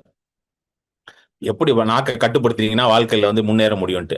இதுதான் வந்து நீதிமொழிகளையும் போட்டிருக்குல்ல. நீதிமொழிகள் அந்த வசனம் போடு, 18:21 போடு விஜய். மரணமும் மார்க்கம். ஜீவனும் நாவின் ம். அதிகாரத்தில் இருக்கும், அதில் ஆ. பிரியப்படுகிறவர்கள் அதன் கனியை புசிப்பார்கள். சோ உங்களுடைய ஜீவன் எங்க இருக்குது? உங்க நாக்குல தான் இருக்கு. சொல்லுங்க, my life is in my tongue. சொல்லுங்க, என் ஜீவன் என் நாக்குல தான் ஆண்டவர் வச்சிருக்காரு. ஹalleluya. Yes. நான் எங்கேயும் தேடி அலைய வேண்டாம். இந்த ஜீவ புஸ்தகம், the book which carries life, இதுதான் ஜீவ புஸ்தகம். இது ஃபுல்லா ஜீவன் இருக்கு. இந்த வசனம் இது ஃபுல்லா ஜீவ வசனங்கள். இதை எடுத்து உங்க நாக்குல வச்சு நீங்க பேச ஆரம்பிச்சு. இது நீங்க பேசிக்கிட்டே பேசிக்கிட்டே பேசிக்கிட்டே பேசிக்கிட்டே இருந்தீங்கன்னா ஆட்டோமேட்டிக்கா காரியம் நடக்க ஆரம்பிக்கும். ஹalleluya. சோ திரும்ப வந்துரும், மார்க் 11க்கு வந்துரும். சோ இயேசு வந்து அங்க என்ன பண்ணா, 11:20 போடு விஜய் டக்குன்னு. மார்க் 11:20. இயேசு சபிக்கிறாரு. அடுத்த நாள் பேதுரு அதை பார்த்து என்ன சொல்றான்? மார்க் 11:20, ஆண்டவரே இது என்ன ஆயிடுச்சு? 20 வேரோட தம்பி, வேரோட பட்டு போயிற்று. பட்டு போயிடுச்சு அப்படின்றாரு. இதே வந்து மத்தேயு 11லயும் வருது. மத்தேயு 11ல எப்படி வரும்னா, அப்பொழுதே பட்டு போச்சுன்னு வரும். மத்தேயு 11:22 போடு. 21:19 மேத்யூ. அப்பொழுது வழியருகே ஒரு அத்திமரத்தை கண்டு அதனிடத்தில் போய் அதிலே இலைகளை அன்றி வேறொன்றையும் காணாமல், இனி ஒரு காலம் உன்னிடத்தில் ம். கனி உண்டாகாதிருக்க கடவது என்றார். ம். உடனே ஆ. அத்திமரம் பட்டு போயிற்று. உடனே பட்டு போயிடுச்சுன்னு வருது. இங்க வந்து உடனே பட்டு போயிடுச்சுன்னு வருது. அங்க வந்து எப்படி வருதுன்னா, அடுத்த நாள் அவங்க பார்த்து ஆண்டவரே இது பட்டு போயிடுச்சு அப்படின்னு சொல்றான். சரிங்களா? சரிங்களா? ரெண்டுமே உண்மைதான். நல்லா கவனிங்க, ரெண்டுமே உண்மைதான். உடனே பட்டு போயிடுச்சு, அடுத்த நாள். இது வந்து அடுத்த நாள் அவங்க பார்த்து சொல்றாங்க, ஆண்டவரே இது பட்டு போயிடுச்சுன்றாங்க. சோ சில பேருக்கு ஒரு குழப்பம் இருக்கும். என்ன பிரதர், இங்க உடனே ஆயிடுச்சுன்றீங்க, அங்க அடுத்த நாள்ன்றீங்கன்னா ரெண்டுமே உண்மைதான். நல்லா கவனிங்க. நீங்க உங்க வியாதியை எதிர்த்து பேச ஆரம்பிக்கிறீங்க. இப்போ உங்களுடைய விரோதி என்னது? வியாதி. எல்லாத்துக்குமே யூஸ் பண்ணலாம். வியாதிக்கு யூஸ் பண்ணலாம், பண பிரச்சனைக்கு யூஸ் பண்ணலாம், எல்லாத்துக்கும் யூஸ் பண்ணலாம். நீங்க புரியுதுங்களா? Faith works for everything. சொல்லுங்க, விசுவாசம் எல்லாத்துக்கும் வேலை செய்யும். விசுவாசம் தான் காமன் ஃபேக்டர். விசுவாசம் தான் காமன் ஃபேக்டர். அதை நீங்க எல்லாத்துக்கும் யூஸ் பண்ணலாம். எதுக்கு வேணா யூஸ் பண்ணலாம் நீங்க. சரிங்களா? சோ மலை, வியாதி தான் மலை. பிரச்சனை, பிரச்சனை ஒரு மலை போல இருக்குது. உங்க என்ன உங்களுக்கு பிரச்சனையோ அது ஒரு மலை போல இருக்கு. இப்போ அதை எதிர்த்து பேச. மார்க் 11:23 வா விஜய் டக்குன்னு. மார்க் 11:20. எவனாகிலும், வாங்க, எவனாகிலும் இந்த மலையை பார்த்து என்ன பண்ணுமா? பெயர்ந்து சமுத்திரத்திலே தள்ளுண்டு போ என்று. எவனாகிலும் இந்த மலையை பார்த்து நீ பெயர்ந்து சமுத்திரத்திலே தள்ளுண்டு போ என்று சொல்லி. நீங்க இங்கிலீஷ்ல கவனிங்க. For assuredly I say to you, whoever says to this mountain. இந்த whoever says to this mountain வந்து பாத்தீங்கன்னா இங்கிலீஷ்ல கிரேக்ல வந்து கண்டினியூஸ் டென்ஸ்ல வருது. கண்டினியூஸ் டென்ஸ்னா தொடர்ந்து பேசி கொண்டே இருக்கணுமா? கண்டினியூஸ் டென்ஸ்னா தொடர்ந்து பேசி. அப்ப என்ன அர்த்தம்னா, for assuredly I say to you, whoever says to this mountain and continuously says to this mountain. எத்தனை பேருக்கு புரியுது? மழை விலகிற வரைக்கும் நீங்க மழையை பார்த்து என்ன சொல்லணும்? வெளியே போன்னு சொல்லிக்கிட்டே தான் இருக்கணும். புரியுதுங்களா இல்லையாங்க? எத்தனை பேர் புரிஞ்சிச்சு? மழை விலகிற வரைக்கும், மழை பெயர்ந்து போகிற வரைக்கும், வியாதி போற வரைக்கும், பிரச்சனை போற வரைக்கும் நீங்க என்ன சொல்லணும்? ஒரே வார்த்தை தான் சொல்லணும், இயேசுவின் நாமத்துல வெளியே போ. அவ்வளவுதான். வேற ஏதாவது மாத்தி சொல்லணுமா? ஒண்ணும் மாத்த தேவையில்ல. ஒரே வார்த்தையை சொல்லிக்கிட்டே இருக்கு. இங்கிலீஷ்ல கிரீக்ல வந்து அது continuous டென்ஸ்ல எழுதியிருக்கிறான். whoever keeps saying to this mountain be removed. இருதயத்துல சந்தேகப்படாமல். ஏனென்றால், ஏன் இருதயத்துல சந்தேகப்படாமல் அப்படின்னு வருதுன்னா, நீங்க வந்து இப்போ நீங்க உடம்பு வலிக்குதுன்னு வச்சுக்கோங்களேன். நீங்க வந்து சொல்றீங்க இயேசுவின் நாமத்துல வெளியே போ அப்படின்னு ஒண்ணு சொல்லி முடிச்ச உடனே டக்குன்னு உடம்பு உங்களை பார்த்து பேசும். சொன்ன வலிக்குது. எத்தனை பேருக்கு புரியுது? சொன்ன இன்னும் வலிக்குதே. வழி இருக்குதேடா. சும்மா உடனே மார்க் 11, 21 வந்து சொன்னேன். கிரண் பால் சொன்னார்னு வந்து சொல்லிட்டு இருக்க எல்லாத்தையும். அவருக்கு வேற வேலை கிடையாது, சொல்லுவார் எல்லாத்தையும். நீ சொன்னா கேட்குமா அது? அவ்வளவு பெரிய ஆளா அப்படின்னு யார் சொல்லுவா அவங்க கிட்ட? உங்க உடம்பே உங்களை பார்த்து பேசும். அத்திமரம் பேசிச்சா இயேசுவை பார்த்து? பேசிச்சா இல்லையாங்க? பேசிச்சா இல்லையா? பேசிச்சு. அதே போல உங்க உடம்பு பேசும், உங்க பேங்க் அக்கௌண்ட் பேசும். என்ன பெருசா சொன்ன? வானத்தின் பலகை நீ திறந்து கொட்டுவாரு, நீயோ கடன் வாங்காம இருப்ப. கடன் எங்க அக்கௌண்ட் ஜீரோலே தான் இருக்குது. பேசும். அப்ப நீங்க திரும்ப பேசணும் இயேசுவின் நாமத்துல. புரியுதுங்களா? திரும்ப பேசணும், திரும்ப பேசணும். பேசிக்கிட்டே இருந்தீங்கன்னா கண்டிப்பா மழை விலகிதான் போயிடும். ஹல்லேலூயா. அதனாலதான் வந்து இதை எதுக்கு ஒப்பிடுறான்னு பாத்தீங்கன்னா, இந்த பேசி மலையை வெளியே தள்ளுறது எதுக்கு ஒப்பிடுறாருன்னா, தேவன் மேல் விசுவாசமா இருக்கிறதுக்கு தேவன் ஒப்பிடுகிறார். முந்தின வசனம் போடு விஜய், 22 போடு டக்குன்னு. தேவன் மேல் விசுவாசமா இருங்கள்னு வருதுல்ல, அது வந்து ஒரிஜினல் கிரீக்ல வந்து have the faith of God அப்படின்னு வரும். 22வது வசனம் இங்க எப்படி வருதுன்னா, தேவனிடத்தில் விசுவாசம். தேவனிடத்தில் விசுவாசமா இருக்கின்ற have faith in God. Original கிரீக்ல வந்து have the faith of God. தேவனுடைய விசுவாசம் உள்ளவர்களா இருக்கு. அப்பனா தேவனே எப்படி ஆபரேட் பண்றாரா? பேசிதான் ஆபரேட் பண்றாரு. தேவனே ஒரு காரியத்தை செய்யணும்னா அது எப்படி உண்டாக்குறாரு? எப்படி அதை கொண்டு வர்றாரு வெளியில? பேசிதான் கொண்டு வர்றாரு. ஹல்லேலூயா. ஆபிரகாம் அழைக்கும் பொழுது வேதம் சொல்லுகிறது ஏசாயா புஸ்தகத்துல, அவன் ஒருவனாக இருந்தான். அவன் ஒருவனா இருக்கும் பொழுது கர்த்தர் அவனை ஆசீர்வதித்து அவனை, அந்த வசனத்தை போடுங்க, அவன் ஒருவனா இருக்கும் பொழுது கர்த்தர் அவனை அழைத்து ஆசீர்வதித்து பெருக செய்தார். சோ ஆபிரகாம் வந்தான். ஆபிரகாம் வந்த உடனே ஒண்ணுமே இல்ல அவன்கிட்ட. ஆண்டவர் பேசுறார், பெரிய ஜாதியா அவனை ஆக்குவேன் பேசுறார், வானத்தின் நட்சத்திரத்தை போல இருக்குன்னு பேசுறார், பூமியின் மன துகில்களை போல இருக்குன்னு பேசுறார், உன்னை ஆசீர்வதிப்பேன், உன்னை பெருக செய்வேன், உன் வித்தின் மூலமாக உலகத்தில் உள்ள சகல ஜனங்களும் ஆசீர்வதிக்க பேசுறார். ஈசாக்கு பிறக்கிறதுக்கு முன்னாடி பேசினாரா இல்லையாங்க ஆண்டவர்? பேசினார். பேசிட்டு யாரையும் பேச வச்சாரு? ஆபிரகாமையும் பேச வச்சாரு. ஹல்லேலூயா. ஆண்டவர் பேசிட்டு யாரையும் பேச வச்சாரு, கொண்டு வந்தார் வெளியில. ஆபிரகாமையும் கொண்டு வந்தார். பேரை மாத்தினாரா? இனி ஆபிரகாம் இல்ல, நீ ஆபிரகாம் என்று அழைக்கப்படுவாய். சாராய் இல்லை, சாரால் என்று அழைக்கப்படுவாய். ஆபிரகாம் என்றால் என்ன? ஜாதிகளுக்கு தந்தை. சாராய் என்றால் என்ன அர்த்தம்? ஜாதிகளுக்கு தாய். அவங்கள பேச வைக்கிறாரு இப்போ. புரியுதுங்களா? சோ நீங்க தேவ வார்த்தை எடுத்து உங்க இருதயத்துல வைத்து நீங்க அதை பேசிக்கிட்டே இருந்தீங்கன்னா மழை வந்து விலகி போயிடும். எத்தனை பேருக்கு புரியுது? சோ ஃபர்ஸ்ட் வந்து என்னது? மலையை பற்றி பேசக்கூடாது. திருப்பி 23 போட்டு விஜய், மார்க் 11:23. ஃபர்ஸ்ட் மலையை பற்றி, அதாவது don't speak about your mountain, never speak about your mountain. மலையை பற்றி நீ என்ன பண்ணக்கூடாது? பேசக்கூடாது. மார்க் 11:23 போடுங்க. மலையை பார்த்து பேசணும். வித்தியாசம் இருக்குல்ல? மலையை பற்றி பேசுவது வேற, மலையை பார்த்து பேசுவது வேற. மலையை பற்றி பேசுவதுன்னா என்னது? பிரதர் உங்களுக்கு தெரியாது பிரதர், என்ன பிரச்சனை, டாக்டர் என்ன சொன்னார் பிரதர், உங்களுக்கு தெரியாது, உங்களுக்கு புரியாது பிரதர். உங்களுக்கு ஏன் கைதான பிரதர் வலிக்குது, உங்களுக்கு என்ன பிரதர் புரியும்? உங்களுக்கு எனக்கு சத்தியமா புரியாது. புரியுதுங்களா? யாருக்குமே புரியாது. அது நீங்க ஃபர்ஸ்ட் புரிஞ்சுக்கணும். யாருக்குமே புரியாது. அதனால தமிழ்ல ஒரு பழமொழி சொல்லுவாங்க, அவனுக்கு வந்தாதான் தெரியும் தலைவலியும் காய்ச்சல்னு ஒரு பழமொழி சொல்லுவாங்க தமிழ்ல. அதனால நீங்க யார்கிட்ட சொன்னாலும் ஒன்னும் புரியாது. அதனால தயவுசெய்து டைம் வேஸ்ட் பண்ணாதீங்க.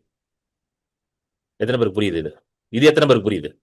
நீங்க நினைக்கிறீங்களா உங்க பிரச்சனை எல்லாருக்கும் புரியும், நீங்க போன் பண்ணி சொன்னா புரிஞ்சுக்கணும்? எவனுக்கும் புரியாது உங்க பிரச்சனை. நல்லா கேட்டுக்கோங்க. நான் வந்து இதை பேசிட்டு இருக்கேன், சத்தியத்தை பேசுறேன்.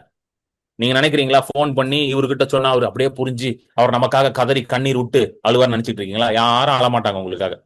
சரிங்களா? Nobody is ready to cry for you. இதுதான் ஃபேக்ட்.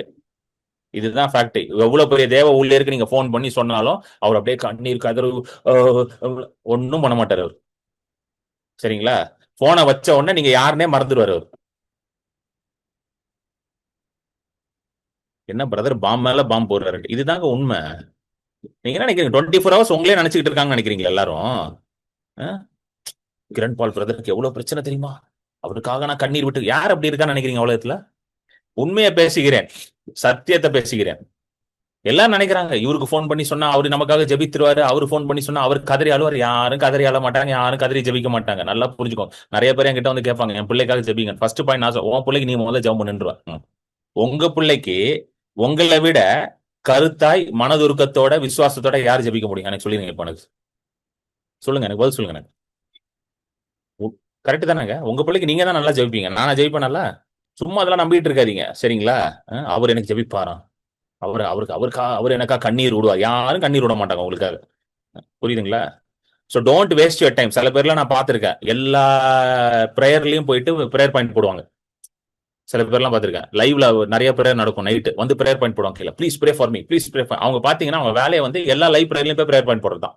அவங்க என்ன நினைக்கிறாங்கன்னா, ஒரு 10 பேருக்கு அனுப்பிட்டா ஒரு 5 பேர் கண்ணீர் விட்டு ஜெபம் பண்ணாங்க, ஒருத்தன் கூட ஜெபம் பண்ண மாட்டான். புரியுதுங்களா? ஒருத்தரும் பண்ண மாட்டாங்க. அதனாலதான் ஆண்டவர் எவனாகிலும் மலையை பார்த்து பெயர்ந்து போன்னு உங்ககிட்ட சொல்லிட்டாரு. சோ நீங்க தான் உங்க மலையை பார்த்து பெயர்ந்து போகணும்னு சொல்லணும். சொல்லுங்க, நான் தான் சொல்லணும். நீங்க சொல்லாத வரைக்கும் உங்க மலை பெயர்ந்து போகாது. நல்லா புரிஞ்சுக்கோங்க. நீங்க தான் மலையை பார்த்து வெளியே போன்னு சொல்லணும். மலையை பற்றி பேசுவதை நிறுத்தி விட்டு மலையை பார்த்து பேச கற்றுக்கொள்ளுங்கள். பேசிக்கிட்டே இருங்க, வெளியே போ வெளியே போ வெளியே போன்னு பேசிட்டே இருங்க. பேசணும் பிரதர், 2 நாள் பேசினேன். பேசுங்க பேசுங்க, வெளியே போகும், பேசுங்க. மார்க் 11:23 வேத வசனத்துல எழுதப்பட்டிருக்கு, இயேசுனால பேசப்பட்டிருக்கு, அவர் வாக்கு பண்ணி கொடுத்திருக்கிறாருன்னா அது கண்டிப்பா நடக்கும். அது நிச்சயமா நடக்கும். அது 100% நடக்கும். அது தெரியுமா உங்களுக்கு? இயேசு ஒரு காரியத்தை உங்களை செய்ய சொல்லி அதை நீங்க செஞ்சீங்கன்னா 100% நடக்குங்க. அது அதுல வந்து டவுட்டே இருக்கக்கூடாது உங்களுக்கு. ஹல்லேலூயா. எத்தனை பேர் இன்னையில இருந்து பேச போறீங்க? எத்தனை பேர் முடிவு எடுத்துட்டீங்க நான் பேச போறேன்ட்டு? நான் முடிவு எடுத்துட்டாங்க. நான் எப்பயோ முடிவு எடுத்துட்டாங்க. அதை நான் தொடர்ந்து அந்த முடிவுல தான் நிக்க போறேன். என் மலையை பார்த்து நான் தான் பேச போறேன். அதனாலதான் வந்து நீங்க என்கிட்ட எப்போ போன் பண்ணி கேட்டாலும் என்ன கேட்டாலும் என் வாயில இருந்து ஒரே வார்த்தை தான் வரும். ஹவ் ஆர் யூ கேட்டீங்கன்னா, I am good by the grace of God. இது தவிர வேற ஆன்சர்லாம் நான் சொல்ல மாட்டேன். என்னைக்காவது நான் வந்து யாருக்காவது உங்களுக்கு ஃபோன் பண்ணி எனக்கு இவ்வளவு கஷ்டம் இருக்கு அவ்வளவு கஷ்டம் இருக்குன்னு சொல்லி கேட்டிருக்கீங்க? யாராவது கேட்டிருக்கீங்களா? என் ஊழியத்துல நிறைய பேர் இத்தனை வருஷம் இருக்கீங்க, யாராவது அப்படி யார்ட்டே நான் சொல்லியிருக்கேனா? சொல்லுங்க, யாராவது ஒருத்தர் சொல்லுங்க பார்க்கலாம். சொல்லுங்க, யார்ட்டையா சொல்லியிருக்கேனா? சொல்ல மாட்டேன். எனக்கு தெரியும், மலையை பார்த்து நான் பேசினா அது வெளியே போயிடும். நான் எதுக்கு என் மலையை பத்தி ஃபோன் பண்ணி யார்ட்டையா சொல்லணும்? நான் எதுக்குங்க என் மலையை பத்தி வெளியே சொல்லணும்? என் மலையை பார்த்து நான் பேசணும். வெளியே போடா அப்படின்னா போகணும். அதுக்கு என்ன அதிகாரம் இருக்கு என் வாழ்க்கையில இருக்கிறதுக்கு? இங்கதான் நீங்க வந்து வைராக்கியமா இருக்கணும், கோவப்படணும். மலையை பார்த்து கோவப்படணும். இயேசு நாமத்துல நீ எப்படி என் வாழ்க்கையில இருக்க முடியும்? இந்த வியாதி எப்படி எனக்கு இருக்க முடியும்? இந்த கடன் பிரச்சனை எனக்கு எப்படி இருக்க முடியும்? இந்த போராட்டம் எப்படி இருக்க முடியும்? இயேசு நாமத்துல வெளியே போ. உனக்கு எந்த அதிகாரம் கிடையாது. நான் இயேசுவின் ரத்தத்தினால மீட்கப்பட்டவன். நான் இயேசுடைய பிள்ளையாக இருக்கிறேன். அவருடைய சாயல்ல உண்டாக்கப்பட்டிருக்கிறேன். அவருடைய உடன் சுதந்திரவாளியாக இருக்கிறேன். அவர் தழும்புகளால் குணமாயிருக்கிறேன். என் சரீரத்துல வியாதி இருக்கக்கூடாது. என் வீட்டுல பண பிரச்சனை இருக்கக்கூடாது. என் குடும்பத்துல சமாதான குறைவு இருக்கக்கூடாது. வெளியே போ இயேசு நாமத்துல. பிசாசேன்னு சொன்னீங்கன்னா வெளியே போகும். இங்கதான் நீங்க கோவத்தை காட்டணும். இந்த கோவத்தோட நீங்க பண்ணி பாருங்க, பிசாசெல்லாம் தெரிச்சு ஓடும் உங்களை பார்த்தா. பிச்சுக்கிட்டு போகும் பிசாசெல்லாம். பிசாசு ஓட்டுற மாதிரி ஒரு ஈஸியான மினிஸ்ட்ரி எதுவுமே கிடையாது. அது தெரியுமா உங்களுக்கு? இருக்கிறதுல ஈஸி மினிஸ்ட்ரி பிசாஸ் தாங்க. தெரியுமா? போனா போயிருங்க. அது நான் பாத்துட்டேங்க. போனா போயிரும். ஏத்தே பேசாது அது. என்னங்க, புரியுதுங்களா இல்லையா? ஏன்னா அதுக்கு தெரியும் பிசாசுக்கு, உங்களுக்குள்ள இருக்கிறவர் உலகத்தில இருக்கிறவனை விட பெரியவர்னு யாருக்கு நல்லா தெரியும்? பிசாசுக்கு நல்லா தெரியும். உங்களுக்குள்ள இருக்கிற ஆவியானவர் உலகத்துல இருக்கிற ஆவியோட பெரியவர்னு உங்களுக்கு தெரியுதோ இல்லையோ, யாருக்கு நல்லா தெரியுது? பிசாசுக்கு நல்லா தெரியும். அதனாலதான் அது போனா போயிருது அது. ஆனா நம்ம தான் அதை பார்த்து என்ன சொல்ல மாட்டோம்? போன்னு சொல்றது கிடையாது. ஏன்னா நம்மளே முடிவு பண்ணிட்டோம், நான் சொன்னாலாம் போகாது பிரதர். ஒரு வரம் பெற்ற தேவதாசர் வந்து சொன்னாதான் போகும். அமெரிக்கால இருந்து ஒருத்தர் வந்து சொன்னாதான் போகும். இந்தியால இருக்கவங்க என்ன நினைக்கிறாங்கன்னா, அமெரிக்கால இருந்து ஒருத்தர் வந்து சொல்லணும்ட்டு. அமெரிக்கால இருக்கவங்க என்ன நினைக்கிறாங்கன்னா, இந்தியால இருந்து வந்து சொல்லணும். ஆக மொத்தத்துல எல்லாம் வேற கண்ட்ரிக்கு அவுட் சோர்ஸ் பண்றோம் எல்லாத்தையும். கரெக்டா? நார்த் இந்தியால இருக்கிறவங்க என்ன சொல்றாங்க தெரியுமா? சவுத் இந்தியால இருந்து யாராவது வந்து பண்ணணும்ன்றாங்க. நான் முதல் தடவை நார்த் இந்தியா பீகார் போகும்போது 21ல ஃபர்ஸ்ட் பீகார் போனேன். அப்ப பீகார் போகும்போது அங்க இருக்கிற ஊழியக்காரங்களாம் வந்து வெயிட் பண்ணிட்டு இருந்தாங்க. பிரதர் வந்து பிரசங்கம் முடிச்சோன்னா எல்லாரையும் நிக்க வச்சு கை வச்சு ஜோம் பண்ணார். நான் பாட்டுக்கு போய் ஓரமா உட்காந்துட்டேன் பின்னாடி. அவங்க, பாஸ்டர் ஜி நீங்க யாருக்கும் ஜோம் பண்ணல. எப்பா நீ நினைக்கிற நான் எல்லாருக்கும் ஜோம் பண்ண வந்தேன்ட்டு? நீ எல்லாருக்கும் ஜோபம் பண்ணணும், அதுக்குதான் நான் வந்திருக்கேன்னு சொல்லி அவங்க எல்லா ஊழியக்காரங்களையும் நிக்க வச்சு எப்படி ஜபம் பண்ணணும்னு சொல்லி கொடுத்து அவங்க கையை வச்சு அவங்க ஜனங்களுக்கு ஜபம் பண்ண வச்சு பெய்ய ஓட்டினா. அப்புறம் தான் அவங்க புரிஞ்சுக்கிட்டாங்க, ஆஹா நமக்குள்ளேயும் வல்லமை இருக்கு அப்படின்ட்டு. இத்தனை வருஷம் ஊழியம் பண்ணிருக்கோம், எனக்கு யாரும் இந்த சத்தியத்தை சொல்லலையே பாஸ்டர். இன்னைக்கு எல்லாம் வல்லமையா ஊழியம் பண்ணிட்டு இருக்காங்க. ஏன்னா அவங்க என்ன நினைச்சிட்டாங்கன்னா, ஒரு ஸ்பெஷல் ஊழியக்காரர் வருவாரு, அவர் வந்து பேயெல்லாம் ஓட்டிட்டு போயிருவாரு, திரும்ப 3 மாசம் கழிச்சு வருவாரு, திருப்பி பேய் ஓட்டு. அப்ப இந்த 3 மாசம் நடுவில் என்ன பேய்க்கலாம் ஹாலிடேவா? என்ன வெக்கேஷன்ல இருக்கும் அதெல்லாம்? அப்படி நினைச்சாங்க. நான் சொல்லிட்டேன், அதுக்கெல்லாம் நான் வரல. நீ ஓட்டணும். நீ ஓட்டுறது, நீ எப்படி ஓட்டணும்னு சொல்லி கொடுக்கதான் நான் வந்திருக்கேன். சொல்லி கொடுத்தேன்னா அவங்க ஓட்டினாங்க எல்லா பேயும். இன்னைக்கு நான் சொல்றேன், உங்களுக்குள்ள இருக்கிற வல்லமை உயிர்த்தெழுதலின் வல்லமை. ஹல்லேலூயா. இதுதான் வேதம் சொல்லுகிறது. You have the resurrection power inside of you. உயிர்த்தெழுதலின் வல்லமை உங்களுக்குள்ள வேலை செய்யுது. நீங்க வாயை திறந்து பேச பேச பேச பேச மாலெல்லாம் பிச்சுக்கிட்டு போகும் உங்களை விட்டு. இயேசு நாமத்துல எந்த மலை இருக்கோ அந்த மலையை பார்த்து சொல்லுங்க, போ வெளியே போ. இதுதாங்க வந்து நியூ கவர்னன்ட் பிரேயர். டெய்லி நீங்க என்ன தெரியுமா ஜெபிக்கணும்? ஆண்டவரே பிரகாசமான மனக்கண்களை கொடுங்க, ஆண்டவரே வெளிப்பாட்டை கொடுங்க, ஆண்டவரே ஞானத்தை கொடுங்க, புத்தியை கொடுங்க.